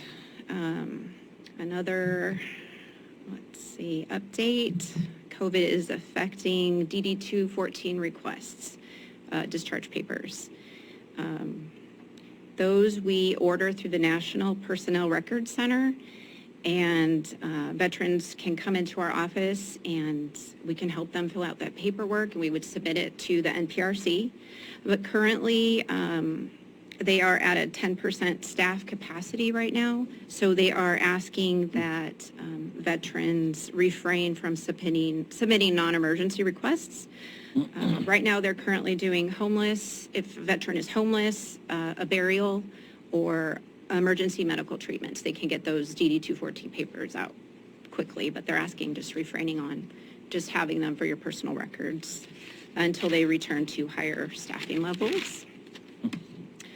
Also, COVID is affecting our claims, our disability claims, processing time. For filing for one disability, it's usually about 3 to 6 months. If it's 2 or more, it's 10 to 18 months to get that claim processed and decided on. And this doesn't really pertain to COVID, but I wanted to just put this out there. There is a caregiver program that the VA offers. It is called Comprehensive Assistance for Family Caregivers. And it's something that the VA, it's been going on for a while, but they added another era of veterans that can be covered. Currently, previously, it was only for post 9/11 veterans who were 70% service-connected disabled. And now they're offering it to Vietnam area veterans who served on or before May 7th, 1975. And it is a program where a family member, spouse, or friend can be a caregiver for the veteran and in the home, which is nice. We can help veterans with that paperwork, and then we could submit it to Roseburg. And there is a coordinator, a caregiver support coordinator that will reach out to veterans and help them through that process and their caregiver that they choose. There's training available for the caregiver, as well as they could be eligible for health care benefits. The caregiver can. And we're available by appointment, so just give us a phone call and we can answer any questions. Thank you. Thank you. Thanks, Eddie. Good presentation. Thanks. Any more questions, concerns? Any questions for VA? Dallin? You want to come, you want to ask it from the pulpit? I have a quick question about the Railroad Street Clinic. Did you say that that's in need of updating and remodeling and, Not the clinic. no? Oh, okay. The Curry Resource Center, which will be a new name that will come with it once the grant is Okay, approved. good, because I So one thought of- that yes, was Brandon. fairly new. All right, thanks. No, it's the county building, Dallin, not the VA. Yeah, the Curry Resource Center is across from Railroad Market and Deli. Thank you, guys. Thank you, guys. Thanks, Tony. Bye, Lump. So are we on 7C? Yes, we are. Okay, by golly, I'm up to speed. Rich Christensen, are you out there? No, we moved our two, let's see. Oh, I'm sorry, yep, you are right. K and L have been moved up. K and L, so never mind. Sit back down. Sorry. I got misinformation there, so we're going to move K and L to 7C.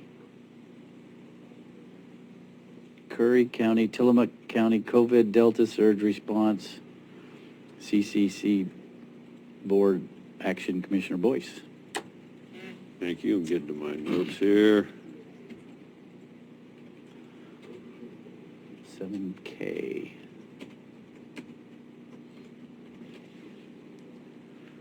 While we're waiting, my screen's coming up here. You heard Gordon Clay mention Tillamook County, and I put this on the agenda back last Thursday. And I know the Tillamook County Commissioners very well, and they are very dedicated, very conservative, and very determined to do right by their citizens. So I'm going to read this real quick. Tillamook County has a message for would-be visitors during the remaining weeks of summer. Please stay home. Our hospital and morgue are at near capacity. That's not an exaggeration. The COVID Delta variant is spreading like wildfire among the unvaccinated in our community, the county's Board of Commissioners said in a press release issued on Tuesday, August 24th. Described the Delta variant's rapid infection rate with 361 new COVID-19 cases reported in just the last 2 weeks. That's more than the entire first 10 months of the pandemic, which saw 325 people test positive from March 2020 through January 1st, 2021. Commissioners added that Adventist Health Tillamook, a 25-bed hospital, had 17 patients, 7 with COVID, at the beginning of this week. The surge has forced that facility to suspend elective surgeries, convert the intensive health care unit and medical surgery unit into the COVID wards, and limit most visitors. While the hospital would normally transfer critically ill individuals to Oregon Health and Science University in Portland, that's no longer a given option since OHSU is also experiencing a flood of patients. The situation is now grim that commissioners say they have ordered a refrigerated morgue truck from the state. That decision was prompted once Wad's Funeral Home, located in Tillamook, reached the licensed maximum capacity of 9 bodies.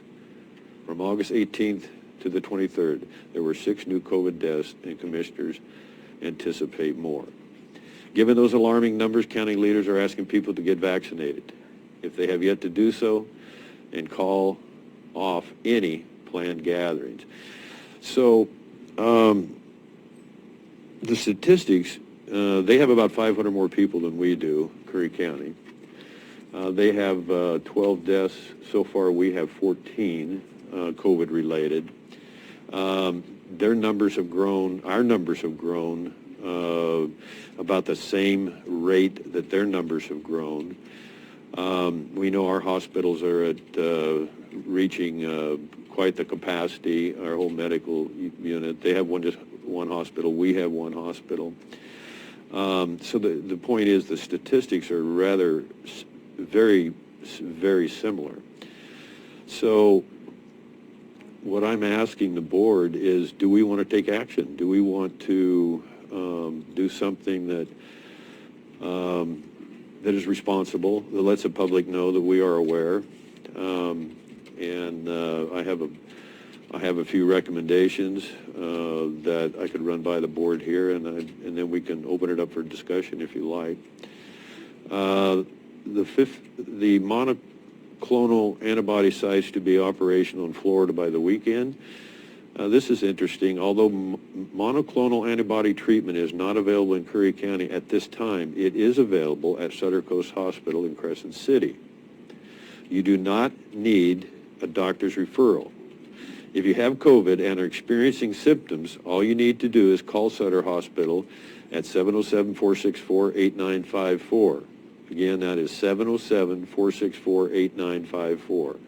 They will do an assessment over the phone and make an appointment for you to receive treatment.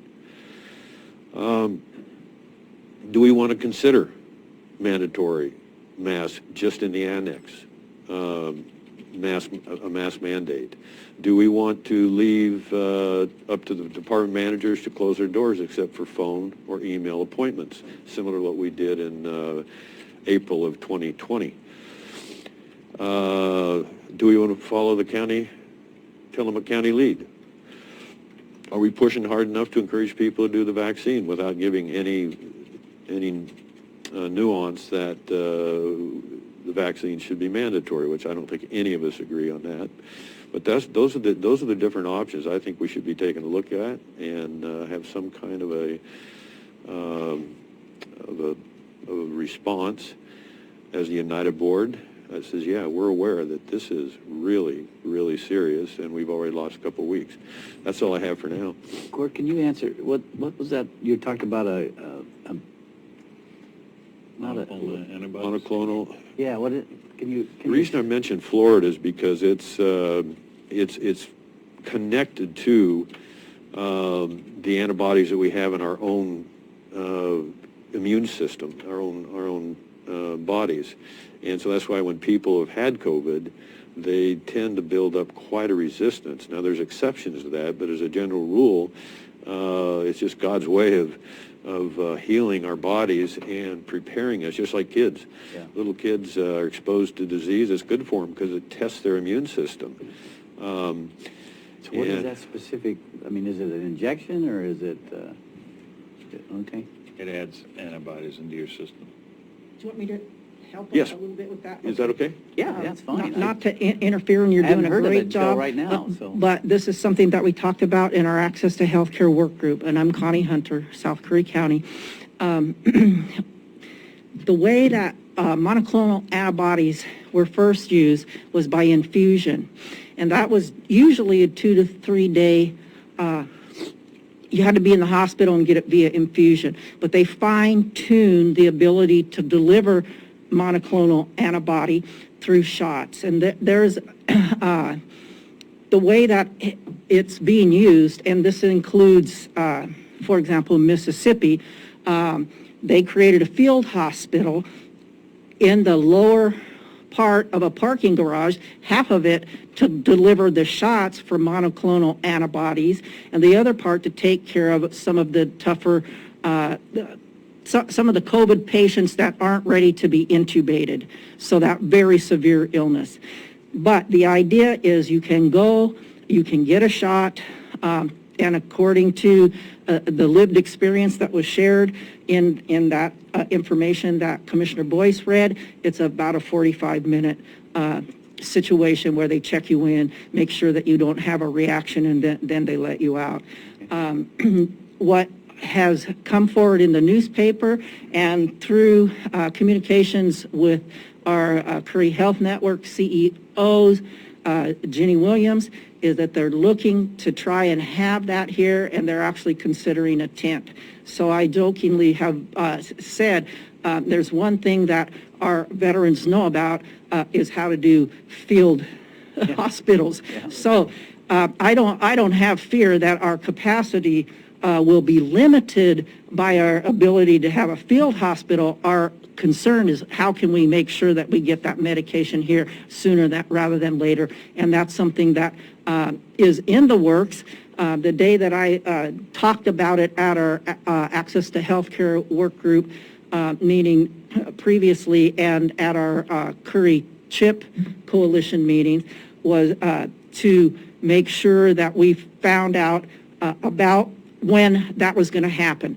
And the same day that I inquired was the same day that Oregon Health Authority provided a webinar for physicians throughout the state to learn to understand about that particular treatment. And then, of course, the state of Oregon is going to churn through that and see how they can deliver it here. Our advocacy to our public health and to our healthcare network and anyone at the state that will listen is critical to getting that here sooner rather than later. And I can tell you, we raised a lot of heck early on because we did not have the actual equipment to be able to do the testing, and the state of Oregon chose to give that free testing equipment for COVID early on to our more disenfranchised rural counties.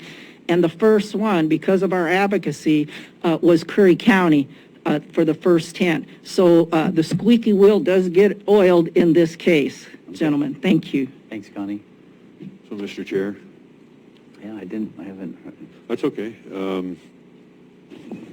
You know, I've had 2 different conversations with OHA yesterday, and to tell you how serious things are, Curry General has requested National Guard, and they're on their way.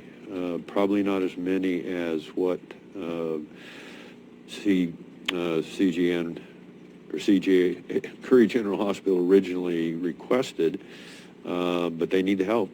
The reason I listed this information here is because we have a lot of tools that we can help stop the spread without restricting freedom. We have a responsibility to do that. We have, you heard me say a bit ago, we lost time. I've been wearing a mask since the first day of August when this surge hit. I brought before the board, I've asked for emergency meetings, I was denied, and here we are. And so we only have one morgue in Curry County, and we lost someone that we never thought we would have lost last week. We all knew and loved, only in his early 50s. So can we go down one at a time and see if there's something the board wants to agree on and wants to act on to do the right thing and the safe thing and hopefully make a difference? And that's as far as this on your... Oh, you know, that's an OHA report. Okay. That was planning to do during commissioner comments. OHA's doing a fabulous job, and I can give you more information on that later, if you like. But you know, I would just start with: do we want to consider mandatory mask mandates just in the annex? Chris, do you want to... Again, as I've stated publicly many times, I think if you are worried about this, if you want to get a vaccine, please, please, please go get a vaccine. I didn't say vaccine, I said mask. Just finish. Is that The right? second part to that answer is if you want to wear a mask, please wear a mask and protect yourself. I do not believe as an American citizen that we should be mandating anything to the public. I believe it is against our Constitution to mandate anything to do with our personal health. And if anyone feels they need to do something to protect themselves, do everything they can to protect themselves. Don't demand that I do. So the state has got the indoor and separately the outdoor mask mandate. And I give the governor a growl on the outdoor mandate because I think she lost an awful lot of credibility on that one. However, with the indoor mandate, that's something we did for almost 6 months in 2020, and we still because we didn't comply right. We got, was it 3 different visits from OSHA? And took an awful lot of, at that time, Council Huddle's time to answer those charges. And so to ask our people in the annex to wear a mask, is it really that big of an issue? Is it really against their freedom? I don't agree with that. So is the answer no on that, guys? I think so. So do we want to leave it up to the department managers to close their doors to the public except for phone and email appointments? I agree with that. I agree with that. Is that a message that we should send them and see how they want to respond, if they want to respond? Is that fair? Yeah. Yes, of course. So if they want to close their doors to the public, but still want to remain available for customer service, then they can go by phone or email appointments. Yes. Okay. So follow the Tillamook County lead. Erie, similar. So what are your feelings there? Are they overreacting, do you think? Are they, I mean, they are so dependent on tourism, but yet they're asking people, give us another week or two till we get this settled. Don't come, obviously they are under great pressure, stress, and I don't know if they're also going to get the National Guard attendance, but it looks like they've made very wise choices there, and I would encourage the board to consider following their lead. Chris? Again, I just, too many of our local businesses have suffered with this for a long time. And in the very beginning, there was a lot of unanswered questions. I think a lot of questions have been answered now, and there is no clear science on vaccinations and the types of masks people wear, how much they block. But to ask our businesses to allow us, as their elected officials, to say, people don't come to Curry County right now, we're shutting down, and let's just come back maybe in a month or next year, because we're at the end of our season now.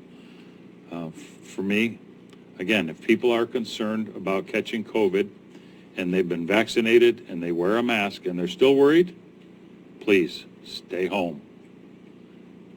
We just can't. I don't believe it's in our. I don't think it's our right to tell people they can come here or they can't, or businesses should be open or closed. If people have inalienable rights, and that's in our Constitution.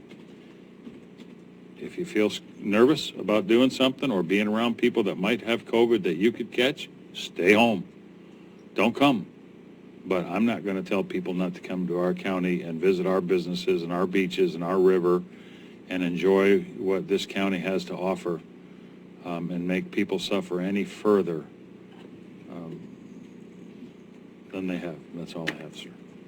So, Mr. Chair, I want to clarify something there. They were basically asking local people that were going to bring groups in, could you either cancel or just postpone?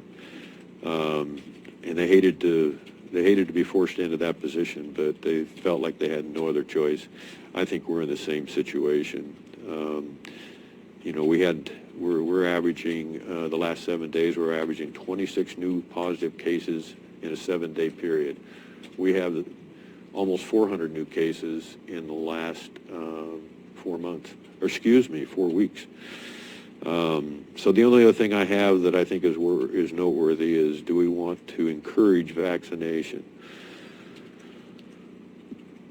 Definitely not. Not in my point of view. Can I say one quick thing about vaccination, because you guys are talking about OHA? Yeah, just a second. We'll poll the board here. Chris, I think we know your There's You too know- many variables on vaccination. I mean, which one works, which one doesn't, which one has the side effects, which one do you need two of? There's a lot of information now in Europe and in some of the Middle Eastern countries. People have been vaccinated, there's more of them in the hospital than there are people that haven't been vaccinated. So there's just too many unknown variables on this vaccination. I can't ask anyone to be vaccinated that doesn't want to get vaccinated. I won't recommend it. You know, Court, and, you know, you talk about Tillamook, and I read that with you, and they've done all this stuff, and we're still, and we haven't, because, you know, Curry County is the redheaded stepchild or whatever, but we're still at the same, we're in step with them as far as cases and that stuff, so, you know, maybe I'm just... That was a week ago, though. Maybe I'm just Their too... decision was 1 Okay. week ago. I think with timing-wise, I think with, you know, this week, we got 2 days till Labor Day weekend, school starts next week. The season is pretty much over for traveling. We're going to see a decline in travelers. So I in no way can say, you know, don't come to Curry County unless you don't feel good. I mean, it's pretty much common sense with everything. I mean, so. Anthony, I give you a chance to. Just a quick second about the vaccine. Okay, yeah. So, Commissioner, you were referring to OHA. That's one of the websites I go to the most is Oregon Health Authorities.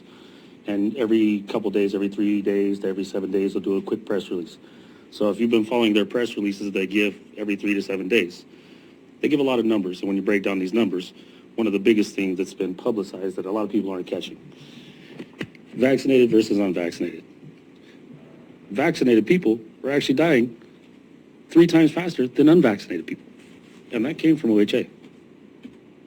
Well, yeah, but they're saying that 97% of the people that are in the hospital are unvaccinated. First off, you can't ask if they're vaccinated. Second off, And I don't believe that. Right. I don't buy that statistic.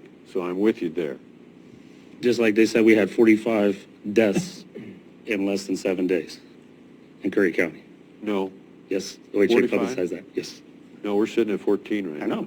I know. But sometimes they don't always put all the correct stuff. But one of the things that they did say is that, and they've said it multiple times, the vaccinated versus unvaccinated. 1 unvaccinated person dies, 3 vaccinated people die. 1 in 3. So look up those statistics. It's on OHA. Thank you, guys. Thanks, Tony. Thank you. What's your source on Oregon Health Authorities? Because I sit on their advisory committee. Okay. Okay, let's keep... So that's I just want to confirm, this board, no action at all on anything. Oh, we did on the department managers. Yeah. Okay. May I add a few comments? We have time? Yeah, a couple minutes. Dallin, go ahead. Well, less than that, hopefully.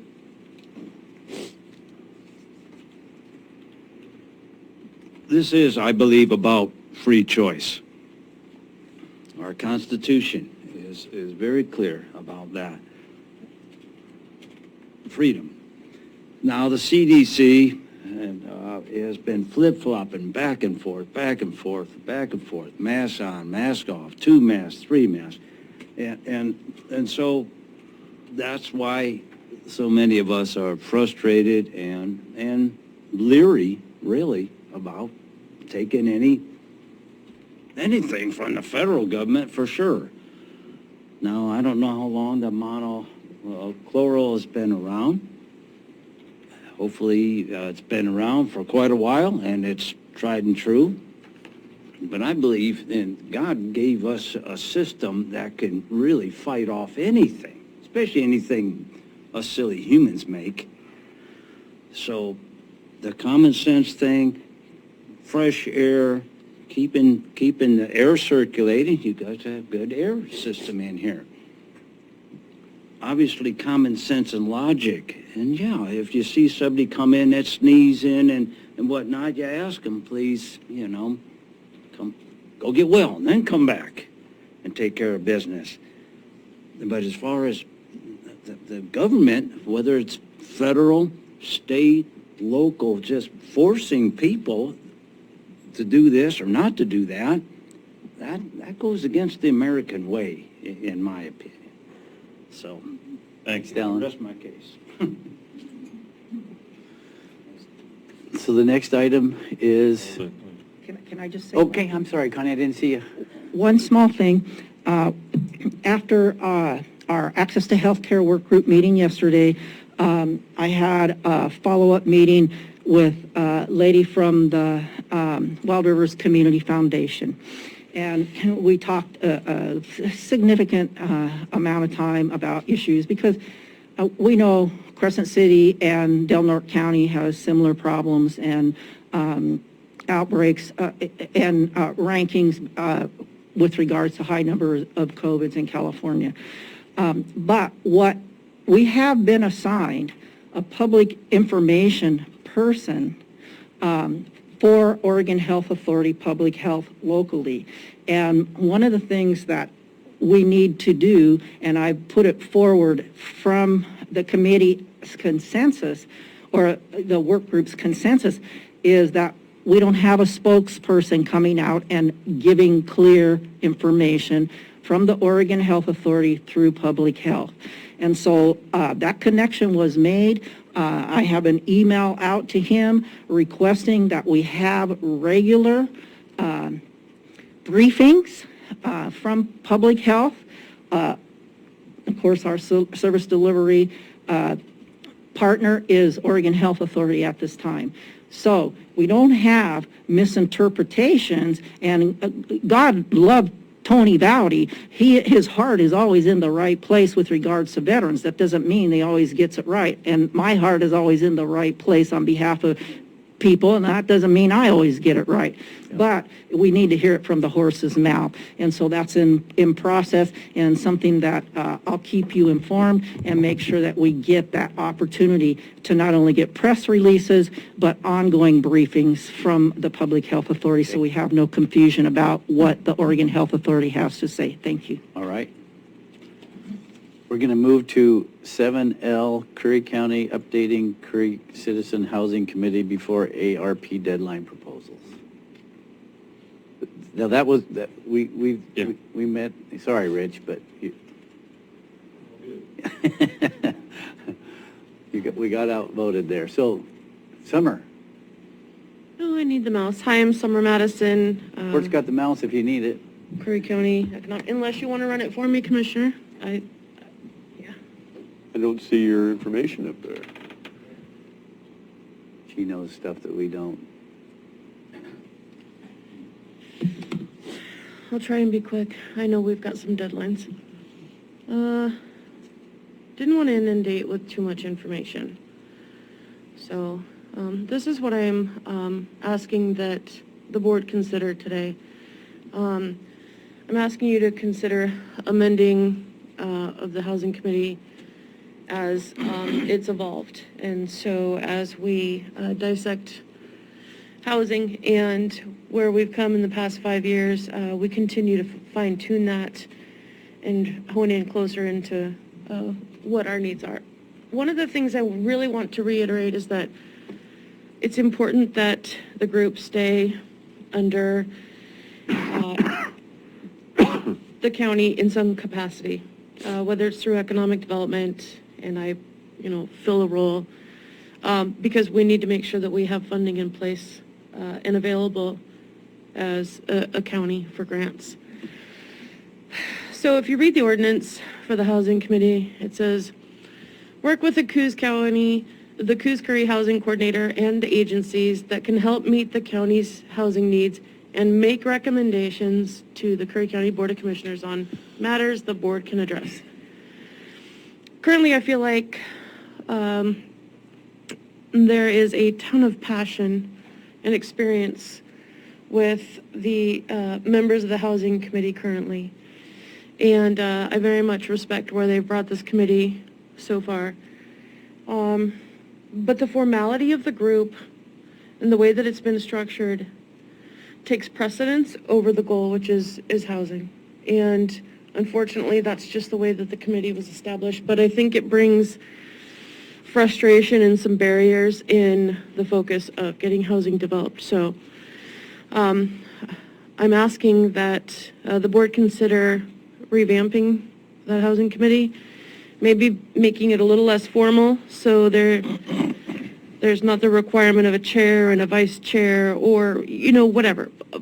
What I'm saying is that if the work group was less informal or less formal, we'd be getting more done. So, and I say we, I'm not on the housing task force or the housing committee. But here's what I'm seeing, some challenges in the work that they're working to accomplish. So on the left here, in the current positions of the housing committee, these are all of the positions that currently exist on the housing committee. Great group of people, just awesome. I think where we're falling short at this point is having the professionals, not politicians, but professionals, helping to fill some of the gaps, because they're identifying needs. They just aren't able to, they don't have the skill sets or maybe the resources to get to where they want to be. And the urgency in all of this is the fact that there are several proposals for ARP funds being spent on housing coming from this committee, and the challenge in getting that articulated in a timely fashion is a challenge. So what I'm proposing or asking you to kind of, figure out is the original positions for the housing committee are on the left. Next to that's proposed informal task force and work group. Being completely transparent and available to the public, again, less formal. These are the positions that I feel that we need to have in place based on some of the deliverables that we have barriers with, and I'll get into those a little bit later. And then maybe from that, we have some advisory groups that have experience in, these different sections that really do have and need a voice in the conversation, but don't necessarily have the skill set or the experience to watch market trends, a ton of other things that even myself I couldn't do, or we wouldn't have this whole list of positions required. So every position over here on the left that's highlighted in yellow is carried over into both of these columns. What I did remove, I should have highlighted faith-based, and I put it in with homeless last night. And then these three positions I think are unnecessary, and I think right now they have a total of, how many members do they have on that committee? Too many. Yeah. It's too many. It's too much. Can't really complete, some follow-through on conversation when there's that many people that have an opinion.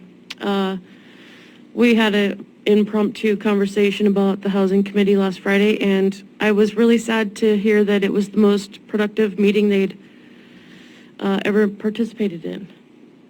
And there was 4 people, So advisory group focuses, I'm hoping that we might be able to continue to keep everybody involved, maybe just in a different capacity. Some of the things that I think that we need to address as soon as possible is, revisiting that ordinance, the housing committee, to less formal format. A summarization of all 3 housing studies with needs assessments revisited. Obtained housing plan awarded to the BOC in 2016 by NACO. Lands inventory countywide prioritized by shovel readiness, zoning capacity, existing utilities in place capacity, and best use. St. Vincent's and NGO shelter models. Call out emergency management, state fire, and Red Cross to provide sustainable shelter housing units for evacuees of natural disasters that end up here. I think that's a really important component that we continue to struggle with, and puts more of a pressure on our housing inventory than we probably realize, to the extent it's creating more of an environment where people are finding themselves homeless. Let's see. Follow up on those FEMA units north of Reedsport. And that kind of follows in line with the emergency management, state fire, and Red Cross piece. So a call to community for vacant, available, and buildable lots, encouraging seniors to downsize, freeing up larger homes for families, secure public health properties for expanding housing, narrow down Oasis surrendered rental units. Basically, let's think about where people have lived historically, and despite the dissolution of organizations or programs, somewhere that stuff still exists. And let's see if it's available, because the utilities and the infrastructure is already there. Probably even, portion of the buildings. Let's see. So I had Colvin Building on here a couple of weeks ago. I only just saw in the paper this morning that you guys or it was decided to commit that to juvenile. But originally, I had put in here to consider the Colvin Building as transitional temporary housing for relocating, traveling, rotational employees of government, law enforcement, first responders, medical professionals, and education. We get a lot of that where you'll see nurses are here on a 3-month rotation, and so it's hard, for the landlord and the tenant to work on a 3-month turnaround like that. Here's a big one. Development of a Coos Housing Authority, or Curry Housing Authority. We have a Coos Housing Authority. I think we need our own, and here's why. Because when I think about government housing and deed restrictions and rent control, who's going to oversee all of that? We don't have anybody here at the county to really do that. I don't think we would. Definitely up to you guys. But if we had a housing authority, we might be able to pull that off and still maintain affordable housing. And like I've mentioned to a couple of you, what's affordable for Anthony Pope may not be affordable for me. So this idea of affordable, all housing should be affordable, just for different income levels and life circumstances. So with the development of the Curry Housing Authority, securing deed restriction requirements, rent control programming, the big one I haven't done yet is revisiting the housing development specialist, grant writer, housing coordinator job descriptions. I know there's been one presented to the housing committee in the past couple of months. Grant writer position within the last 6 months to the Board of Commissioners, and also Julie Schnolzer had brought a job description a couple of years ago. So all of that's there. We just need to identify what the needs are for Curry. So a lot of this work I feel like is work that really needs to get done through housing workforce, housing task force, because once we can identify what this job description really looks like and have a lot of this groundwork done, it's going to help the person filling this position hit the ground running. The less time they have to invest in mitigating all of these barriers and challenges, the quicker we can get some housing built. And so I'm kind of looking forward to participating in a team that's going to produce some results as soon as possible, because I fully intend to advocate for a good portion of those ARP funds to go towards housing. And because of that, we need to identify and proactively apply for grant funds to leverage what ARP funds you might decide goes to housing. And then also communications with Coos Curry Housing Authority, the Oregon Housing and Community Services, HUD, Orica, Oasis, all those neighbors, even Habitat for Humanity, dissolved, was reformed into Curry Community Cares. There is a lot of work to be done, and I want to leave you with this, because this is something that really told me I need to do better. One of the greatest mistakes is to judge policies and programs by their intentions rather than their results. And that's really important. I got to tell you, when I think about the time and attention that housing needs, It is a priority countywide. I don't know one person that is not affected by the housing crisis right now. COVID's going to come and go, and it's come and go. Housing continues to be the issue.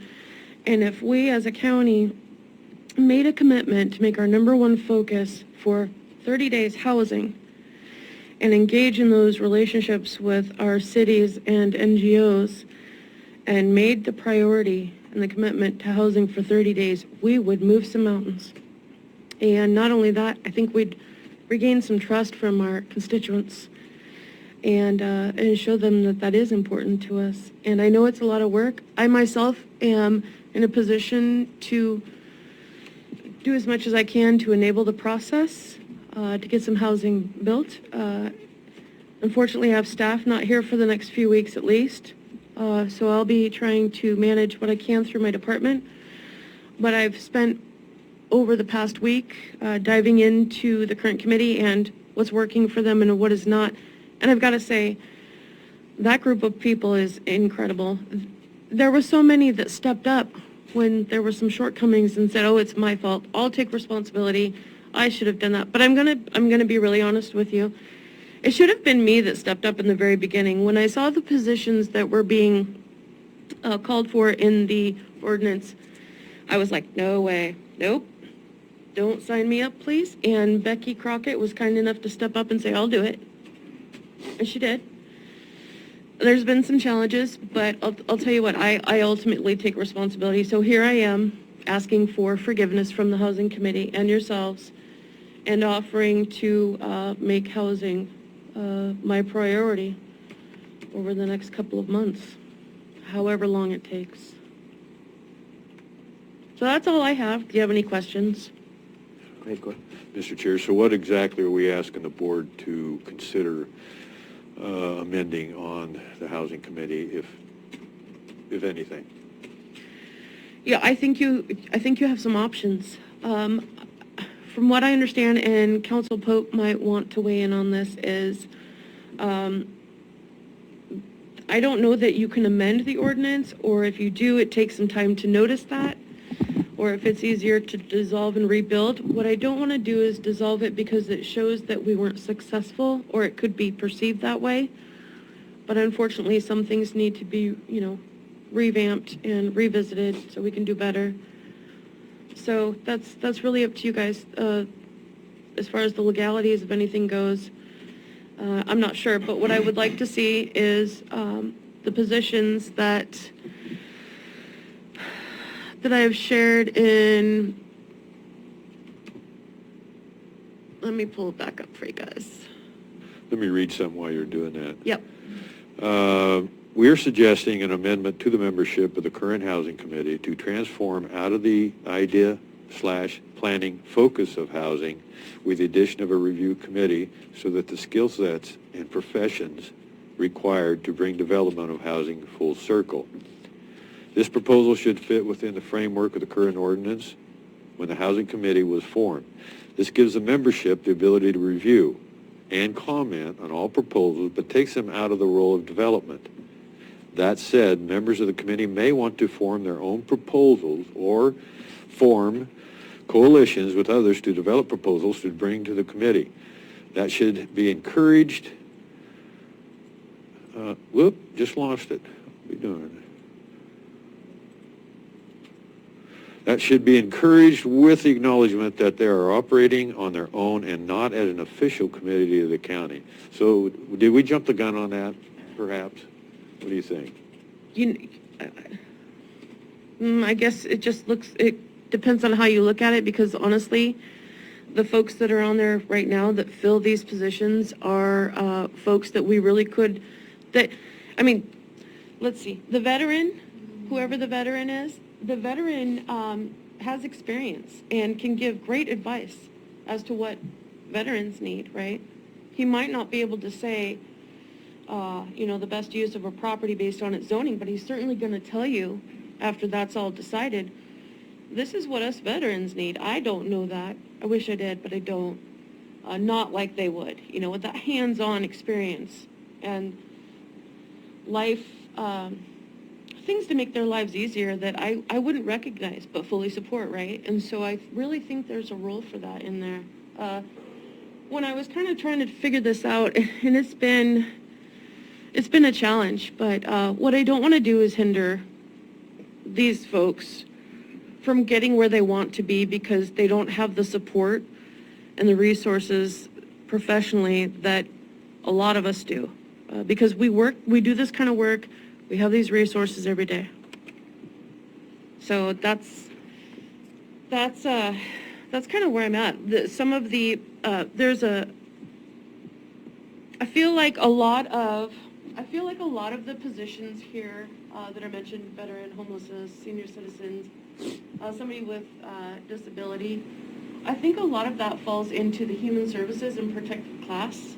I think we can lump that up and have that person be an advocate. And maybe, and this is what I didn't want to over-define and then expect that would happen, but maybe this advisory group with all of these detailed services and needs, chime into the human services protected class representative, and maybe we break these sectors down so that everybody on the task force is responsible for bringing forth this information. I also have to say that the workload on the current housing committee is a lot, and it can be overwhelming. And so I feel like the housing committee should be able to meet twice a month, so it's not a 2.5 hour long meeting, but 2 1 hour.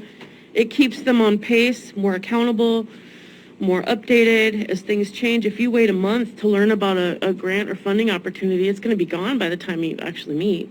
Chances are good. So giving the ability for these groups to meet a little more informal and a little more often. A little simpler? Yeah, absolutely. Yeah. When there's nobody to take the minutes and nobody's sure who should be sending out the agenda, when these issues are a barrier to the goal of the group, we need to change something. I'd like to just speak a second on what Dallin spoke on earlier. As part of this committee for a short period of time, what I really was just really hard was the ineptitude of the county to run a meeting with a computer and that screen, those two televisions right there. Having come from an organization that was pretty large and a lot of Zoom meetings in the last couple of years, you had to raise your hand. You didn't just get to speak willy-nilly, and it was, Dallin, am I hitting this on the head? It was, and so, I shared that with a few folks in IT that we don't have the capability at the county with our IT services and our internet ability, in my opinion, to run a meeting. And remember, Connie, it was so hard to hear folks. It was, they were trying to run it from up here, and these mics, there was a feedback. So in my mind, that's the first thing. Make it so you just, you can't have that barking dog and all that stuff just comes through. Does that make any sense, Summer? Absolutely, I understand, and that is part of the frustration as well. When the meeting was originally scheduled, I believe, for the 13th of August, and there was no agenda, people were kind of scrambling. So I pulled together what I could based on the last piece of information I could find on the committee, on the website, which was through community development. By the way, all of the web page and all the information, the minutes and the agendas are all outdated. There's no facilitation of that right now, and that looks irresponsible for something so important to us. As far as the meeting on 13th, I think it was.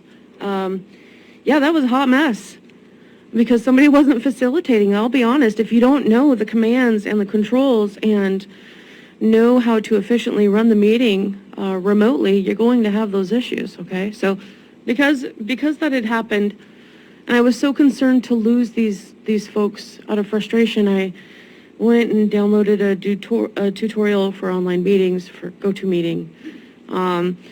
provided the shortcut list, raise your hand. It's pretty simple. When you come into the meeting, you're on mute.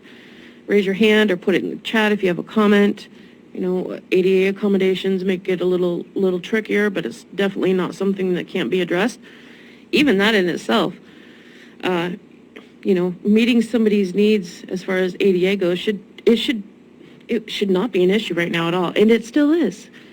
And it, again, takes away from the development of housing.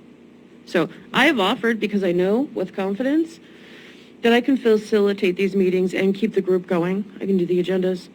I can make sure that the meetings are easily accessible and that the communication is out there, because that's another big portion that is being struggled with. Making sure that we meet ADA accommodations, making sure that, we do our best. Court?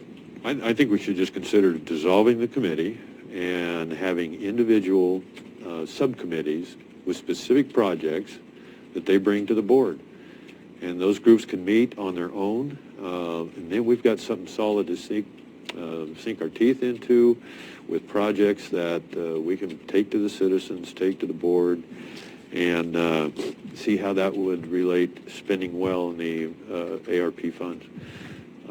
This has just not worked. It's been very tough. It's been, the hearts have been great, but there's just been too many variables that have created, almost a dysfunction, and that's nobody's fault. And then to lose one of the committee members, boy, that really got my attention. So just a second, Dave, the treasurer and part of that committee has a hand up, so he would like to speak for a second. Then Connie after that. David Barnes, I'm County Treasurer. I'm also a member of the Housing Committee. Let me start. I guess the beginning is that coastal and affordable are mutually exclusive. Okay, it's very difficult to find a place to build affordable housing when you're coastal. Being coastal just automatically jacks your prices up. If you look over in Wedderburn, behind the Shore Pines over there, the gentleman started building houses over there that were going to be affordable housing. I believe they were priced at $270 to $290 when he started building them, and I believe last week the price on them is up to now $540 or $550 each. $589. Okay, so affordable has gone out the window. Market knocks affordable out the window. But getting to the committee itself, I do have to agree with Commissioner Boyce that I question whether this committee stays together in its current form. We've been meeting for 6 or 7 months now, and at the last Board of Commissioners meeting, Commissioner Pash has done more in one meeting with a landowner than the whole committee has done in 7 months. Chris has gone out, met with the landowner, and started conversations about coming up with some land to build on. We've had 3 or 4 housing studies done. There's been different groups that have focused on it. At the very first meeting, I asked the question, are we going to be a talking group or a doing group? If we're a doing group, then we need to find a piece of property to build on. What gets built on it is determined by the property itself. Okay, whether it's veterans, whether it's low income, whatever kind of housing, the piece of property will tell us what that is, and we've devolved into just talking about things. I believe, Commissioner Herzog, you were at the one meeting where one of the people, we had a homework assignment to go out and find property to build on, and one of the people on the committee came up with the idea of getting someone who has $1 million piece of property down in Brookings to take half of their property and put low-income housing on it. It's not going to happen, it's not going to happen. So, we need to be more realistic.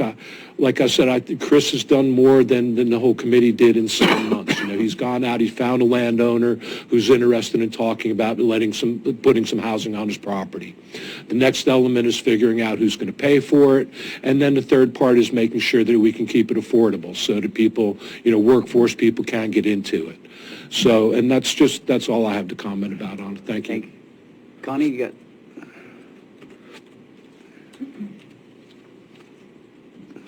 Well, the good news is we have the concept of task groups or work groups in the conversation. You can never do everything at the board level, You always have to have those opportunities to go out and do what Commissioner Pash did, and we know that has to be a piece of the puzzle. The original concern that I had about the formation of the committee itself was that it seemed like we had a lot of people to come together and advise.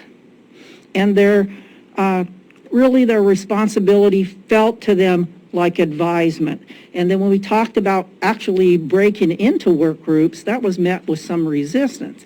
But we've gotten to that place in development where we're able to do that. Now, once you have determined your goals and your objectives of the committee, then those people that don't represent those goals and objectives, and that work still needs to be done, that's where we have to figure out what we're going to do with those people if we streamline the committee to go after the goals and objectives that were determined by the committee. Because that work's still begging to be done. There's never a debate about that. The other part is I really very much appreciate the idea, and even though I'm the vice chair at the Coos Curry Housing Authority, and I do not speak for them right now, and I may be speaking in a conflict of interest, and I'll declare that right now. It's conflict of interest usually has a financial piece of the puzzle, but I also like to put in the fact that a conflict of interest can be a tugging of what's the right thing to do in the individual. And the conflict of interest that has been inside of me is I'd like to see that develop more at Coos Curry Housing Authority. Will it do that? You guys have not heard me say that I always think a two-county situation is the best way to go. We sometimes end up paying the mothership and not getting the services down here. So the idea of having our own Curry Housing Authority, I think, is brilliant. I probably am, get myself in a pickle about that, but I'm not here to play politics. I'm here to tell the truth. What I know is there was no person that came onto that committee with anything but a heart for that work. And if we, as a county, put together the wrong form because we had different development anticipations, and we've gone out and we've done our homework and we've realized that we need those work groups in place, and we need to streamline that committee to address those particulars, goals and objectives as determined by the committee, then so be it. But let's not ever forget that work that was not covered under those goals and objectives that were determined by the committee, those groups, those people representing those groups, they're not going to go away. That work still needs to be done. And where we do that work is a matter of maybe creating another piece of organizational architecture. Now, I know, for example, Douglas County, Lipsick has a subcommittee that deals with the protected classes, especially anything to do with behavioral health, issues around substance use disorder, homelessness, and so forth. So that's where they do that work. Now, there's a number of ways you can do that, but it could work under a subcommittee. And I'm sorry I've gone on long and long. And I appreciate everybody's effort in this. I appreciate us working together and not trying to divide, and I most appreciate Summer Madison. And I am going to say I'm sorry I couldn't be in two places at once when I lost family members. I never in my wildest dream thought I would have to turn around and go back to Arizona, so I apologize. However, had an agenda been in place, as it should have, on a time schedule, and the way it was communicated to me was Becky was leaving and that workload was going over to another team, and that team, I don't know, the roles perhaps were not defined. So we've got to define roles in who's going to facilitate and what those jobs are. And I was never, there was a point where I was told the agenda will be made by staff. I would like more input on the agenda. I'd like more interest in pushing things forward, not at a breakneck speed, but at a speed commensurate with the issues at hand. Thank you. Thank you. And that meeting date is over and done with, so we're moving on with that. So the recommendation of you, Court, and Summer is to, can you wrap it up? Can anybody wrap it up in a nutshell? Well, I wasn't sure if Ms. Madison was in agreement that we dissolve the committee and just have the individual subcommittees report back to the board with specific projects.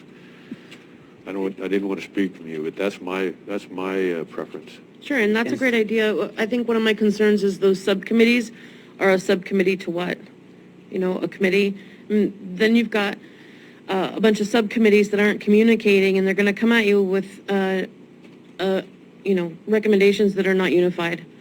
And so you might want to consider Specific projects, housing projects. You know, people are going to get together and they're going to say, hey, we haven't looked at this close enough. We could pull this together and recommend this to the board and go from there.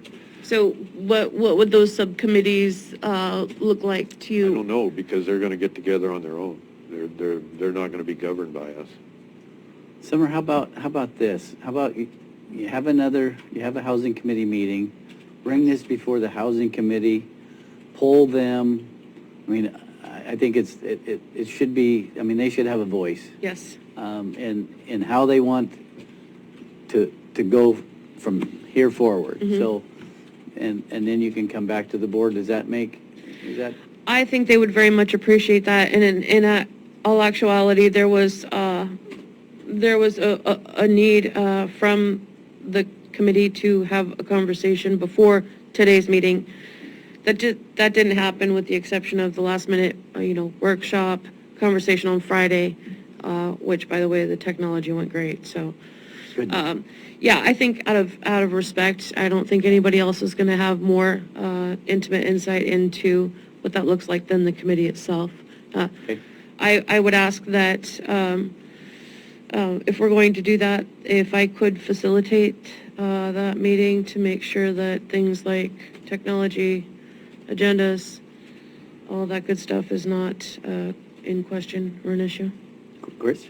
So I would just ask that when this committee meets, perhaps, they if you're going to come up with workforce groups, maybe have this committee come up with a panel that decides what workforce groups would come in front of the board that are going to be shovel-ready. We don't need to have something that we're going to ask the federal government for that's going to take 3 years. We need to have shovel-ready projects that we can develop right now so that we can address this issue right now. So that would be a recommendation that you may want to consider, is to have a panel of, say, 3 or 4 people from the Housing Committee that decides what groups what topics the work group brings to the board. How do you feel about that conversation? Yeah? Okay. We'll, how about we kind of, flesh that out at the next Housing Committee meeting before dissolution? Or did you have a question? Oh, I think we're not taking any action, and that's okay. Maybe we have a direction here. Yeah. Dave?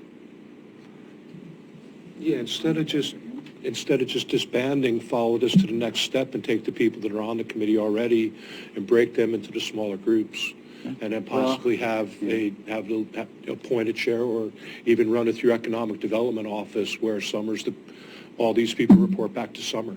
I know that she has a lot on her plate already, and her staff isn't going to be back for a while, but, we already have this group. These people have shown a willingness and a desire to do something, rather than just disbanding, maybe just breaking into smaller groups. Well, I think it'll be up to that committee. That's what I'd like to put that in their hands, and so I think we got direction. So, Dallin, you got something real quick? Thank you. Yes, I'd like to comment. It seems like I heard Summer saying that we should become less formal, less structured, if I'm understanding correctly. Maybe I misunderstood something there, but I'm more on being a little more formal. If we had a vice chair for the last meeting, it probably would have ran a lot smoother, and with everybody who's on the committee, because you have to have a quorum, you have to have, all the protocols and stuff to have an official meeting. So I think we should keep the committee going and then elect a vice chair with the committee electing it and a secretary, like it says, so that we can become more organized, and I think it'll run a lot smoother. In case the chair can't make it for whatever reason, the vice chair, he or she's ready to step right up. That was part of the frustration of the Friday the 13th meeting there. So I believe we should keep it together. Yeah, you were there, you saw that. So I believe we should keep it going. I know a lot hasn't been done, but we're talking about a lot of people that aren't professional, politicians. We're working together, but I'm a man of action too. I want to see stuff get done in a timely way, because especially we have a window of time for the ARP money. Yep. And so we have to put in these proposals in order to receive the funds to either renovate an existing property, like what's north of us, way up there, or brand new, or whatever. But it's got to be for people that want to stay and live and grow their families here. Affordable housing to own, not just to rent forever and ever. Yep. We're in agreement. Anthony, do you have a comment? I just had a quick question. Do you guys currently have a secretary? Because I know that Becky Crockett was fulfilling that role. No, they're going to have to elect one, you said. Yes. According to We the do ordinance. have a secretary. You do have a secretary. And Stephanie Hadley is in that position. I just want to offer the Curry County Suicide Awareness and Prevention Council as a model. We have development issues at that top level, but our task groups go on. I come here and report about what our Veterans Task Group is doing, and we're getting a lot done. Are you in agreement with that? We get advice and we participate, but our work group is not necessarily affected in a bad way if there's warts and foibles at that top. Yep. But I think that piece of the puzzle that Commissioner Pash pointed out is significant. We don't have to make any changes if we allow work groups. We can say, okay, the overall committee, okay, is it incumbent that we meet monthly? Yes. We actually asked to have our committee meet more than once a month. But what I said, and my suggestion was, have the committee at large meet and have your work groups meet, and then you have your twice a month. But a work group should be allowed to meet and do their work as they see fit and as they are able to get their members to do that work. And as far as getting things shovel ready, I remember a conversation that I had with Becky. She says, you're about ready to go out and break on the dirt. I said, yes, but I said, I've already penciled out some, she's like, penciled out some housing? Yes. So you have to have those thought leaders, and I think that's the one piece of the puzzle that a larger committee or committee at large can bring forward some thought leadership. Thank you. I think you got direction. All right, let's keep moving here with, we'll go to number 7C, Roadmaster Signature Authority for Dire Partnership. Sure.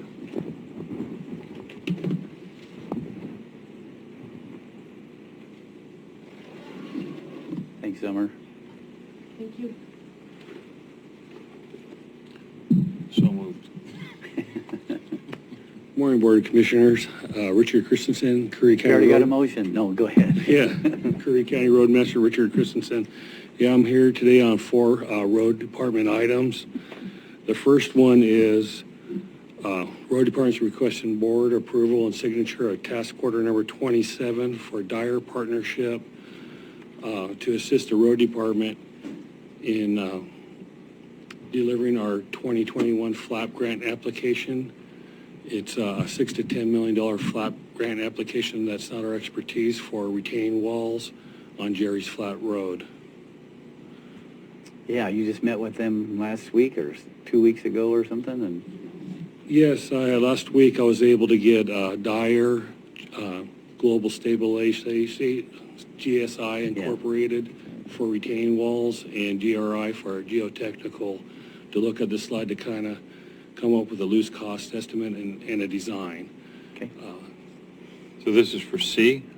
This is for C. So moved. Second. It's been moved and seconded to approve discussion item, action item 7C. Any discussion? Hearing none, all in favor say yes. Yes. Yes. Thank you. Opposed say no. Motion carries. So anyway, Rich, D. Roadmaster.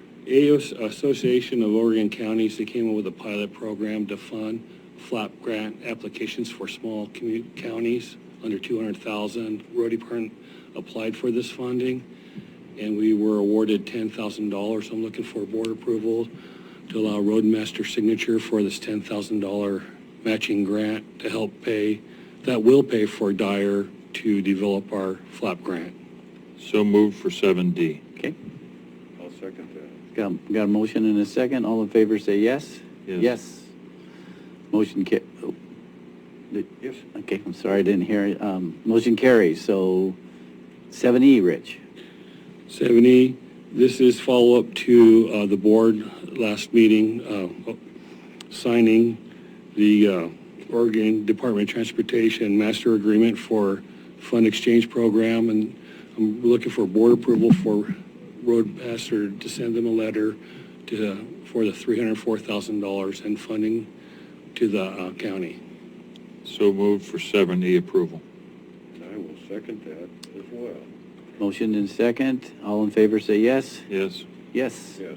Thank you. Motion carries. Thanks, Rich. Then the last One more. one Oh, is, you got the E, you got F2. Okay, go. Yeah, the last one is requesting board approval for Roadmaster to join by board cooperative purchasing for heavy equipment. Okay. We're working on a piece of equipment that I can only buy through this cooperative purchasing.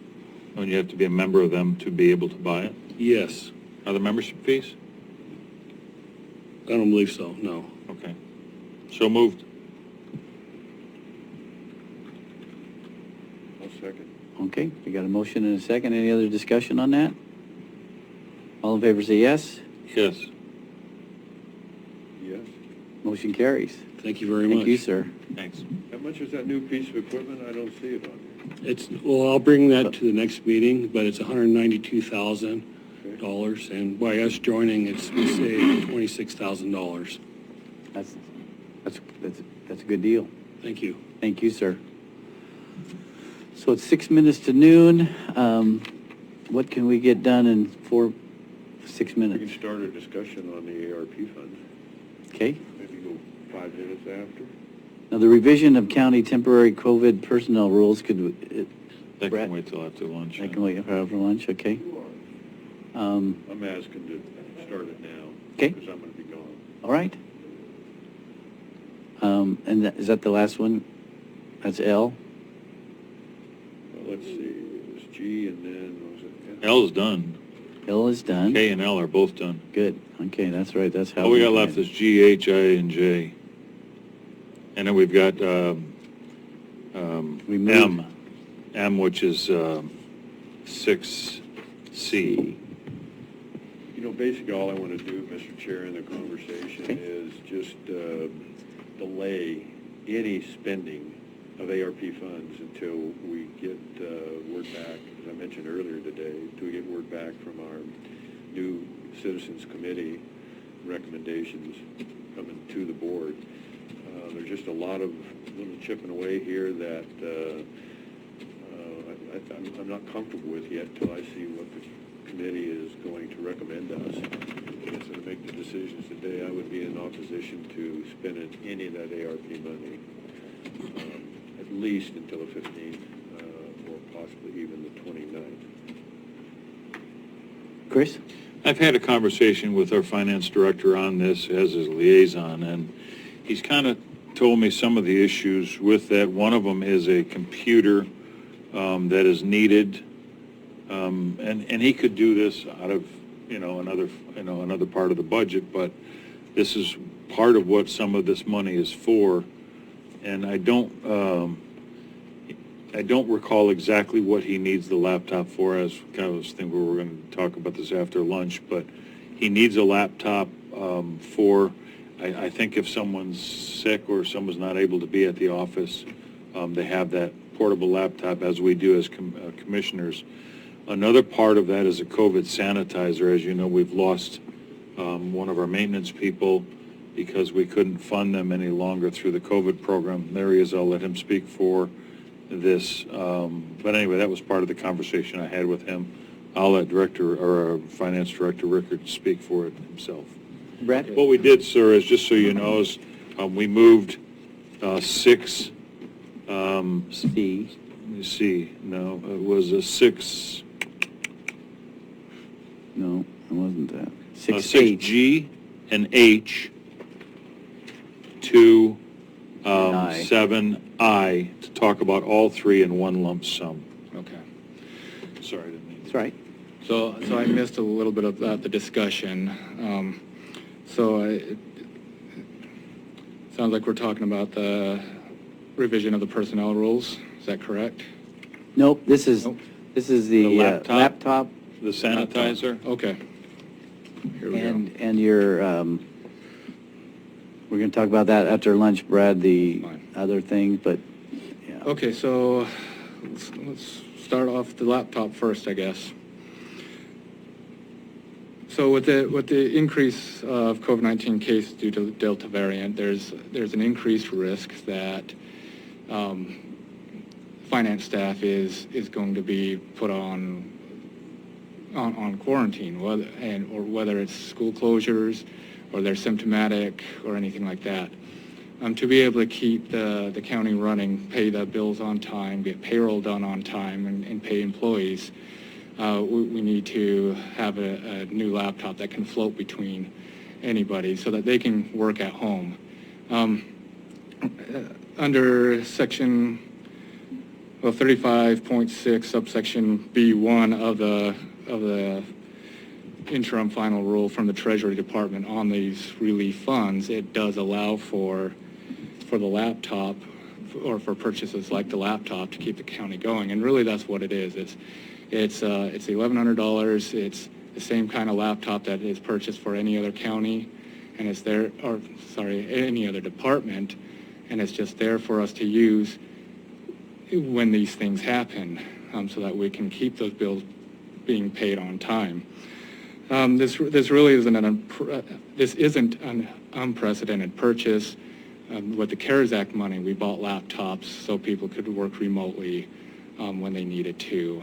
There's been other counties who have used these type of funds to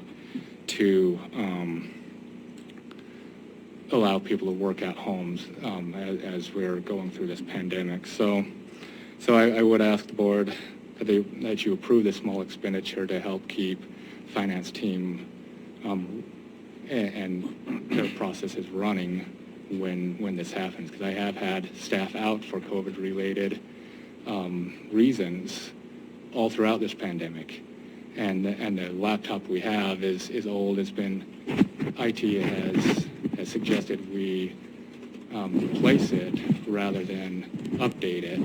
It's going to cost a couple $100 to update it at least, and it's better just to go with a new one. So.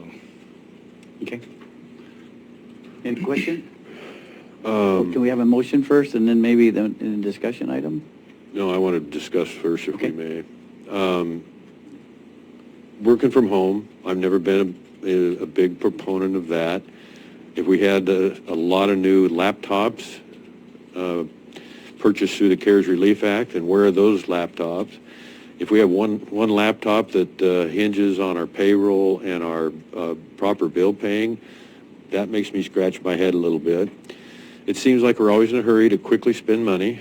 And again, this is a one-time shot, so I don't see the hurry. I'm asking to delay for a couple weeks, maybe 4 weeks, and be very prudent and measured in our movement forward here. all of a sudden on this agenda, today's date, we have 4 different items that are going to total a lot of money.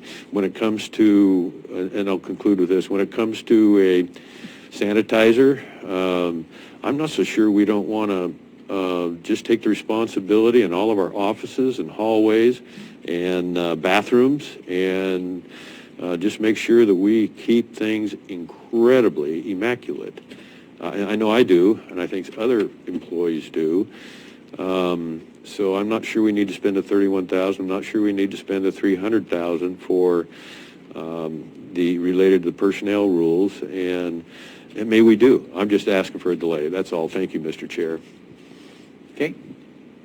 On the laptop, I make a motion that we purchase the laptop from ARP funds. Okay, we have a motion on the floor to purchase a laptop for $1,100 through ARP funds. I'll second that. Any discussion, question? So that's so somebody can work from home. That's so right now, if somebody got sick, they could, That is so that, yeah, we can keep that productivity up. If somebody is out on an exposure, what would you rather do? Pay him to sit at home or pay him to work at home? That's kind of what it comes down to. I'd rather pay him to work at home. So, I guess moving on to the sanitizer. Well, just a second, yeah. Oh, sorry. Motion is second. In fact, we'll probably break for lunch after this, so we have a motion and a second. All in favor say yes. Aye, yes. Opposed say no. No. Motion carries. So we'll break for lunch. We'll be back at 1 o'clock. Just one comment. I think it goes without saying, I'm going to oppose all the spending for at least 2 weeks on the other 3 items. Thank you, Mr. Chair. All right. See y'all back here at 1. Okay, welcome back. We'll put this meeting back in order, and we will go right to discussion action item 7G, revision of county temporary COVID personnel rules. Brad Rickert, Finance Director. Call you to the pulpit. Podium. It's not a pulpit.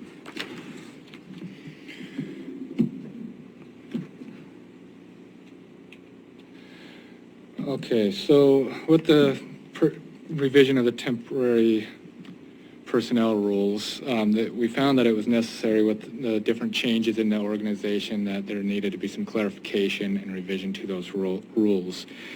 Just a little bit of background on the rules. They were adopted about 1.5 years ago when the pandemic started. In the rules, it allows for, over on D1, it allows for medically mandated leave, which in essence is paid admin leave.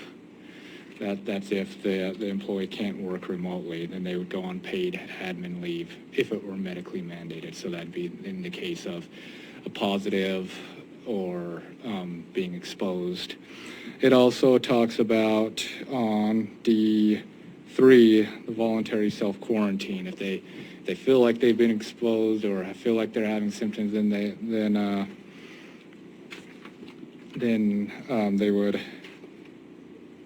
they'd fall under that. So really the revision is over on section E, and this really is there to explain when and who an employee needs to notify us, and then what part of the existing order they fall under. So as you can see, the employee needs to notify HR and their manager within 1 day. And once then they provide the county with the documentation, then they essentially get the paid admin leave, which is part of the existing rule. If they choose not to provide it, go get tested, whatever it is, then they'd fall under section D3, which is they cover it themselves with their own banks, their own sick banks. It also goes through and describes a little bit about what the role of HR in all of this is, what HR needs to do. The new piece of this is down at the bottom of section E, where it says if an employee chooses to receive the vaccine and experiences adverse effects, which prevents them from being able to work, they can be placed on paid admin leave for 1 day.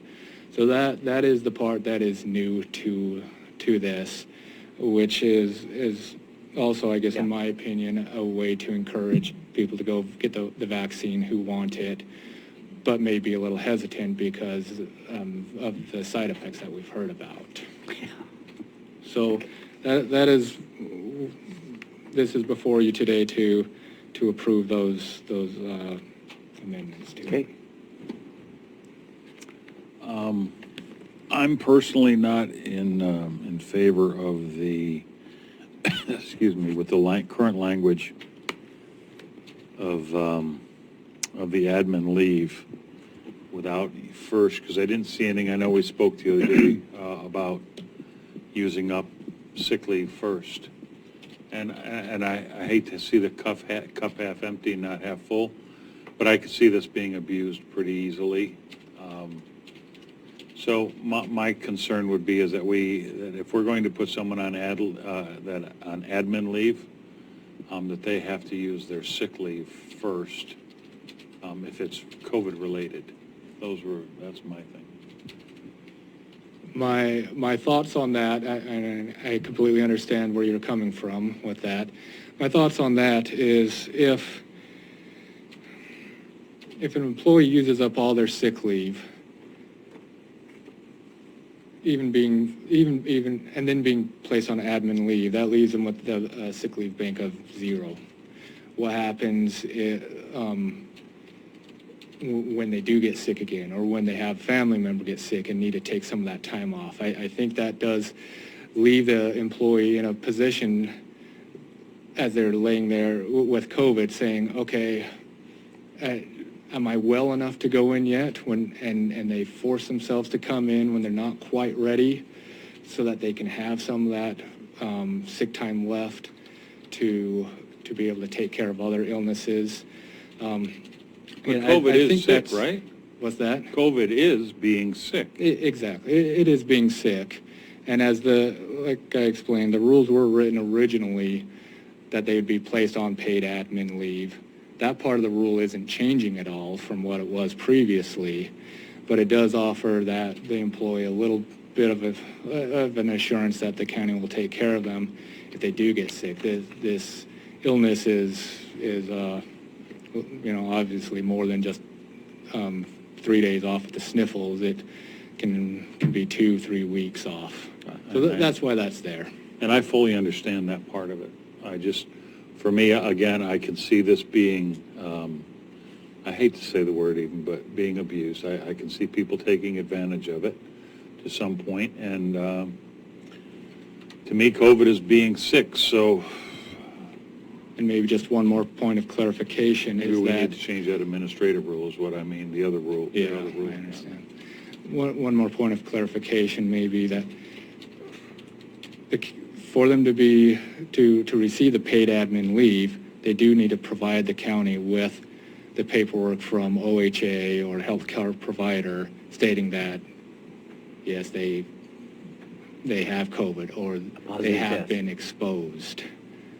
So that would limit a lot of the abuse. Okay, that's a good point. I like that point.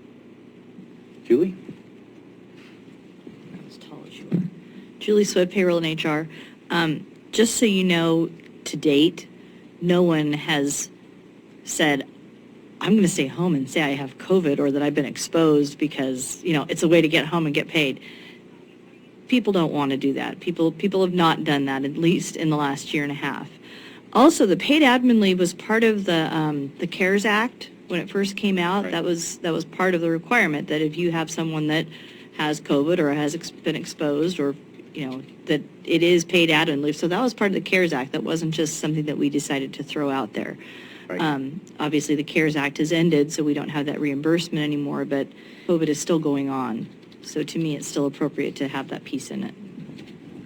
And that is, even though CARES Act isn't going on anymore, it is covered by, Section 36.5 B1, 13, and 14 of the Treasury's interim final rule on that. So the ARP funds can be appropriated for that use. Yeah. Okay. I'm a lot more comfortable with it if the employee has to have a doctor's certificate saying that they have COVID. I'm a lot more comfortable with it. Okay. You sit behind me.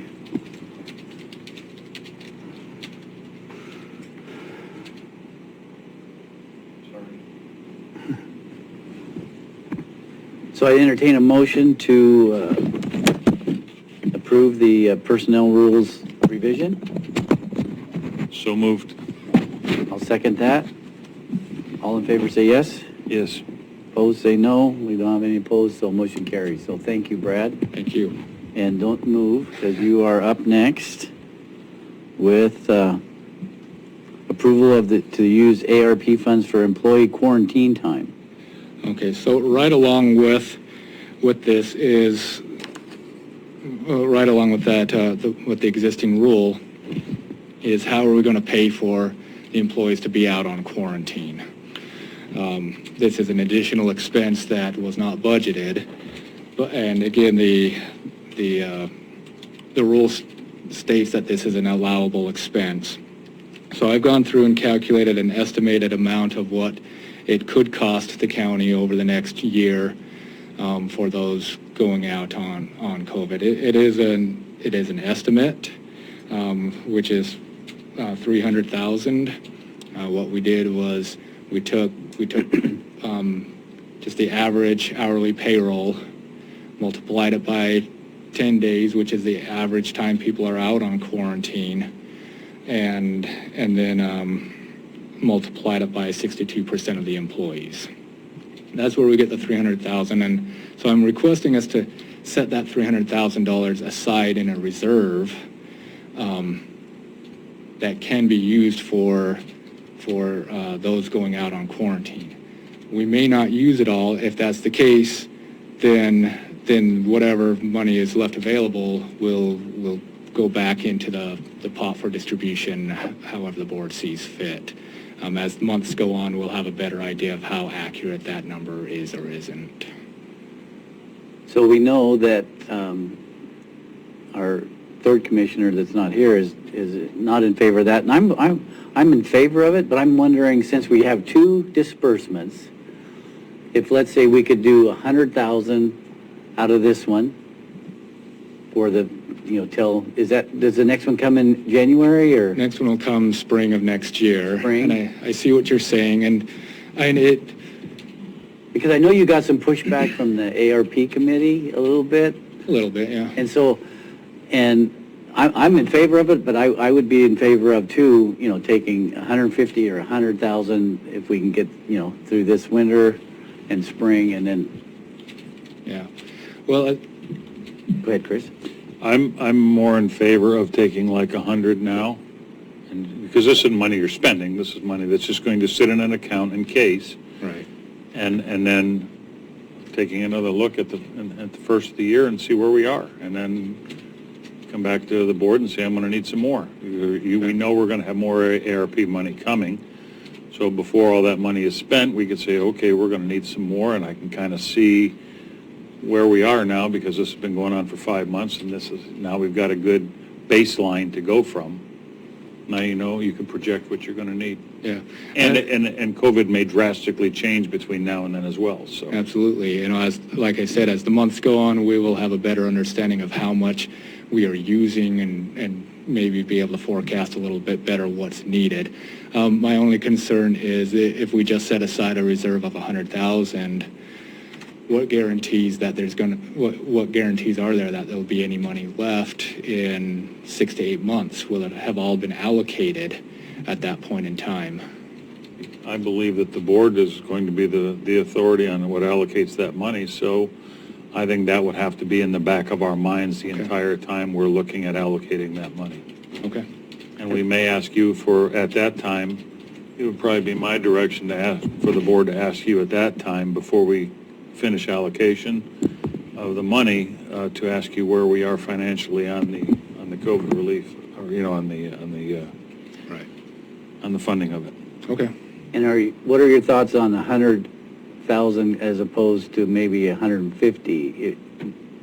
So if we don't get those funds until April, March, April, just We can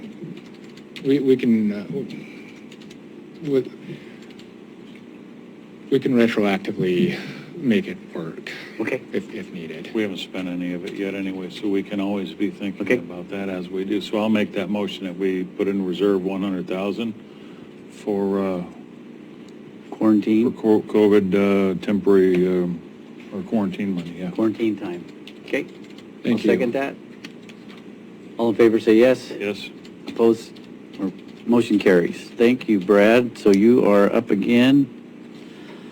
6H. Well, that was quarantine time. The sanitizer. 6H. 6H, okay. Remember, we moved Yeah, H that's and right. I. We already did G. We got H and I. You told me to keep it straight. Yeah, thanks. I'm with you.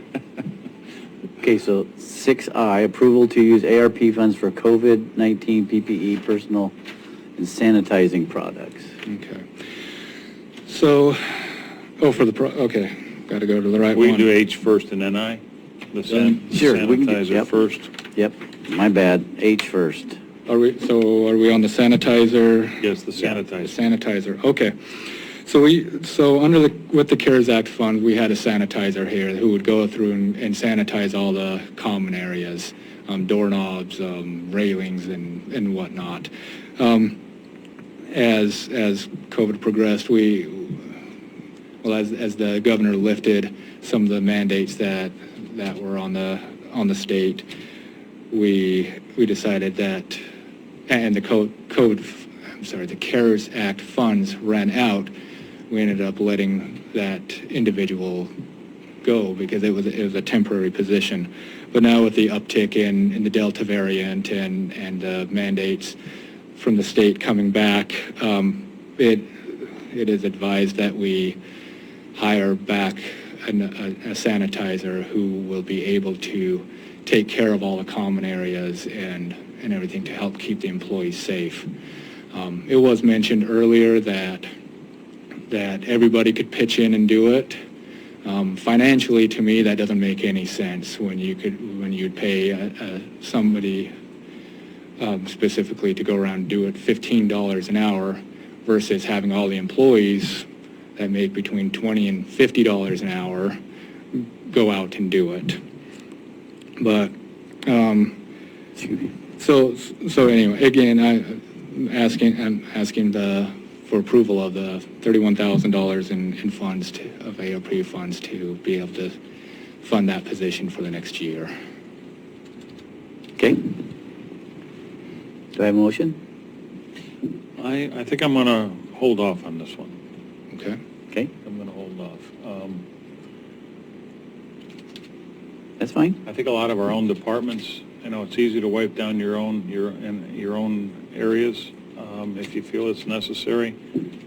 I don't know how far they go. Do they go into the courthouse and everything else? Do they wipe all that down? They as were well? focusing on the common areas, and we had asked all departments to take care of their own areas, emptying garbages, wiping down whatever they felt was necessary, and that was met with a level of resistance. But the sanitizer didn't, as far as I know, they didn't go into the offices. They did the common areas, and that's really what we're talking about. It's not my office or your office. It's the hallways.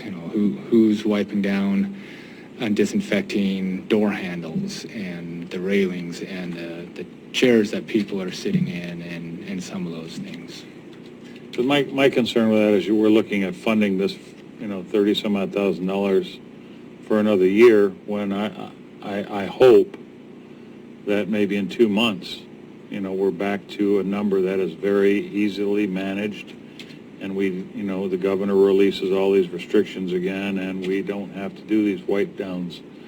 So, again, I think we're trying to fund something, and I appreciate you for thinking that way. But I don't know if we need to set aside $30-some-odd thousand. Again, I do believe we're starting to get deep into this money, and that's what we've asked the committee to look at, is a lot of these things. Okay. So I understand that the committee is going to be meeting and coming up with some recommendations in the very near future, and I'd kind of like to leave this. That's what we asked the committee to do on this particular one. So for right now, it'd be my recommendation that we wait until we get some more direction from the committee on it. All right. So I, Brad, is approval to use ARP funds for COVID-19 PPE. Okay, so this is the last one that I have set up, and the reason why I'm putting it in there, again, with the CARES Act, we were able to pay for a lot of these extra items like gloves, hand sanitizer, Clorox wipes, the solutions that go in those, the backpacks that they use for spraying and disinfecting. And so I went back through what we spent on all that and came up with about $5,000 that would be what we would need to take that burden off the budgets that never were really never budgeted with this in mind still, even though we're kind of in the middle of it. I don't think anyone really looked at how much extra it costs to get some of these products. So, and I'm asking for the board to approve $5,000 for the year to cover these extra expenses.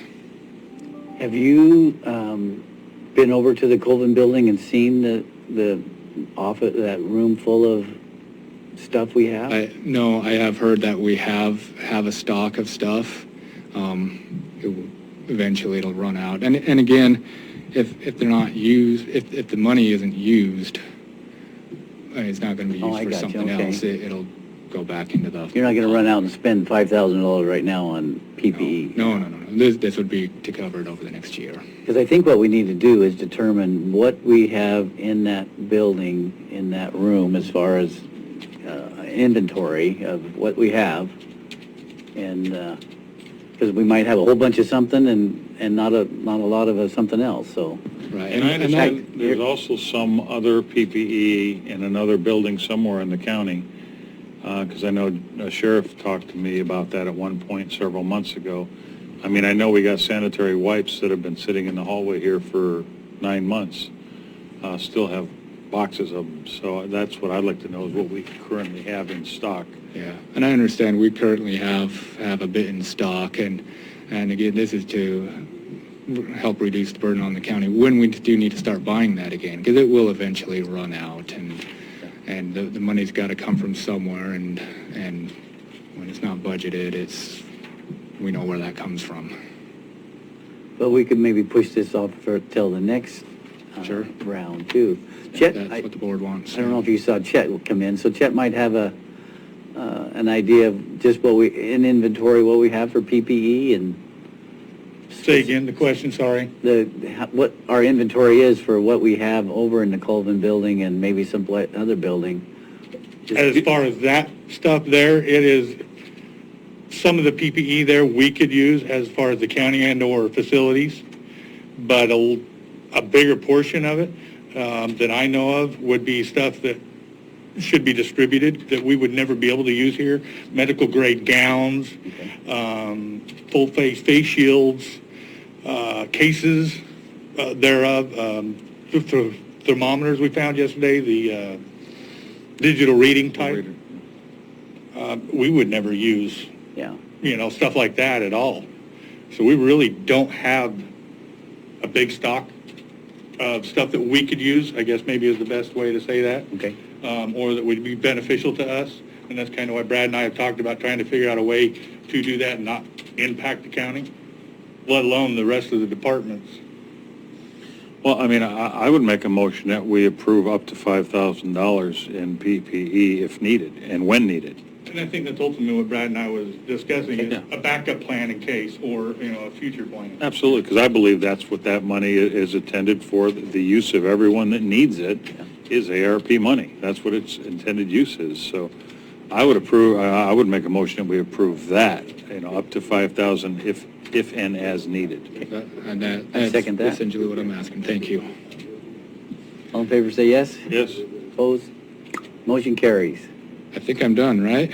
Yes, sir. I think so. Okay, thank you. Thank you, Brad. So, we have Senator Merkley, what is it? Curry County, Aye. thank you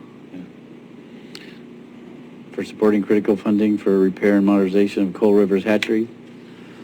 Commissioner Boyce isn't here, so thank you, Senator Merkley. Curry County, this is another one of his. Letter of support. Yeah, I guess we could put both of these off till the next Yeah. meeting if he wants to represent them. Yeah. With that, we were done. No, we got to do We got something else? C, it was C, let me see, 6C. And I just had a couple of, and I probably could have made this a lot. Yes. I have a comment if I can get in, and then I believe Phil has something as well. Concerning the PPE? Well, actually, it goes back to the presentation Brad had over that, I don't remember the amount. the Chet? dollar amount. Go ahead and come up there, bud. Chet Brewer Facilities Maintenance. When Brad was in here discussing that sanitizer position and the funding for that, that was, or part of its intent was to try and facilitate making the janitorial position within the maintenance department a full-time position. And this is part of that, is what I was trying to tell you guys. And I don't think, and unfortunately it was my fault, that I didn't bring that information to Brad. So I guess I'm coming back to try and maybe see if you guys would reconsider that. For the one reason I'm going to try and set up interviews tomorrow or Friday.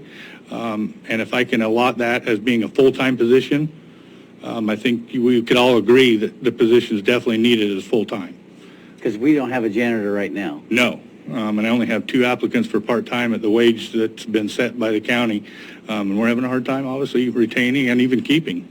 But my biggest question is, and this part of this would be funded by ARP money, so I need an assurance from you that a lot of this would be for sanitizing, then that would be part of that job description.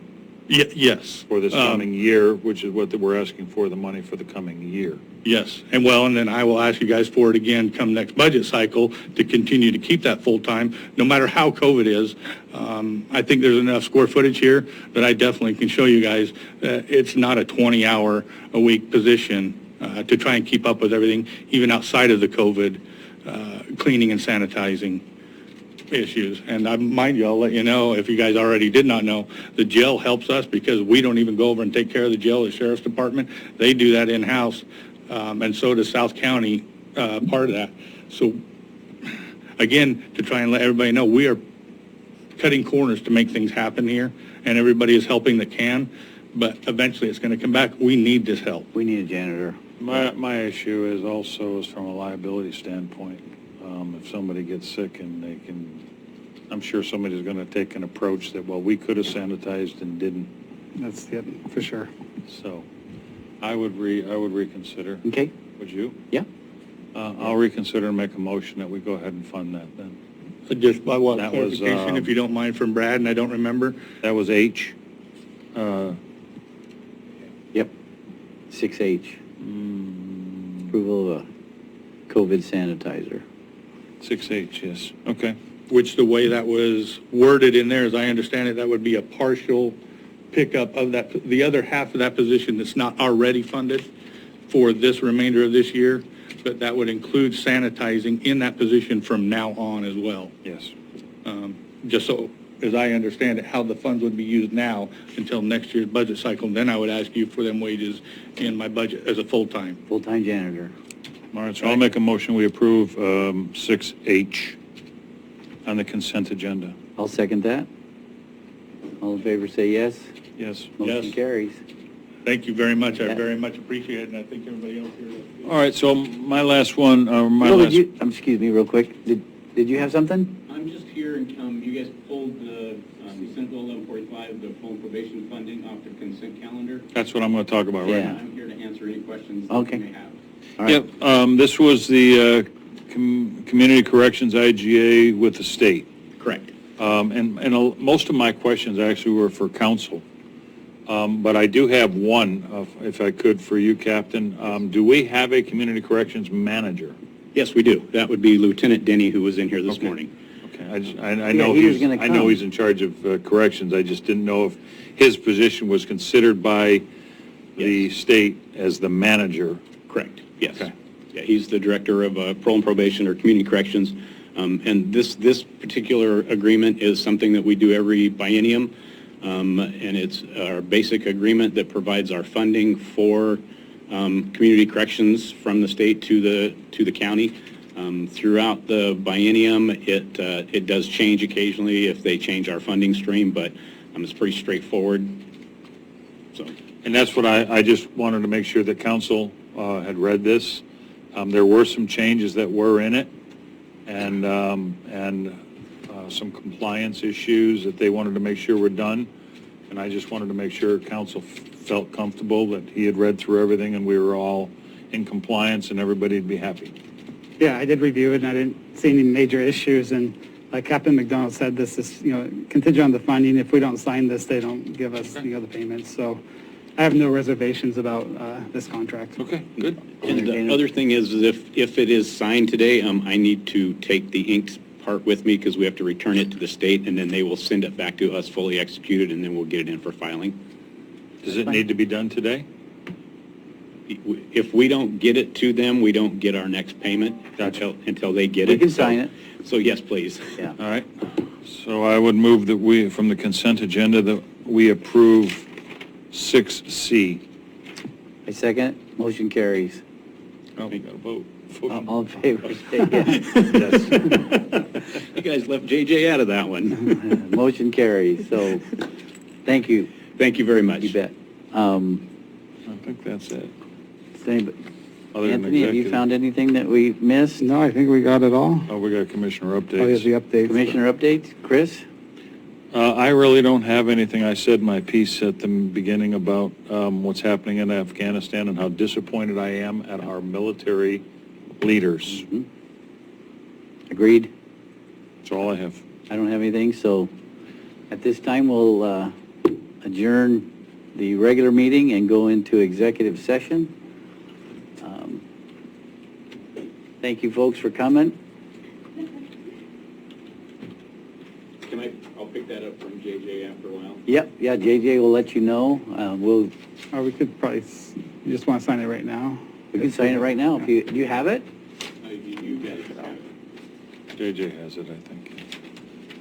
So are we We recessed charge right an now? extra $12.95 for Yeah. Happy? Eric, are we? We charge an extra $12.95 for an immediate signature. Open mic, hot mic.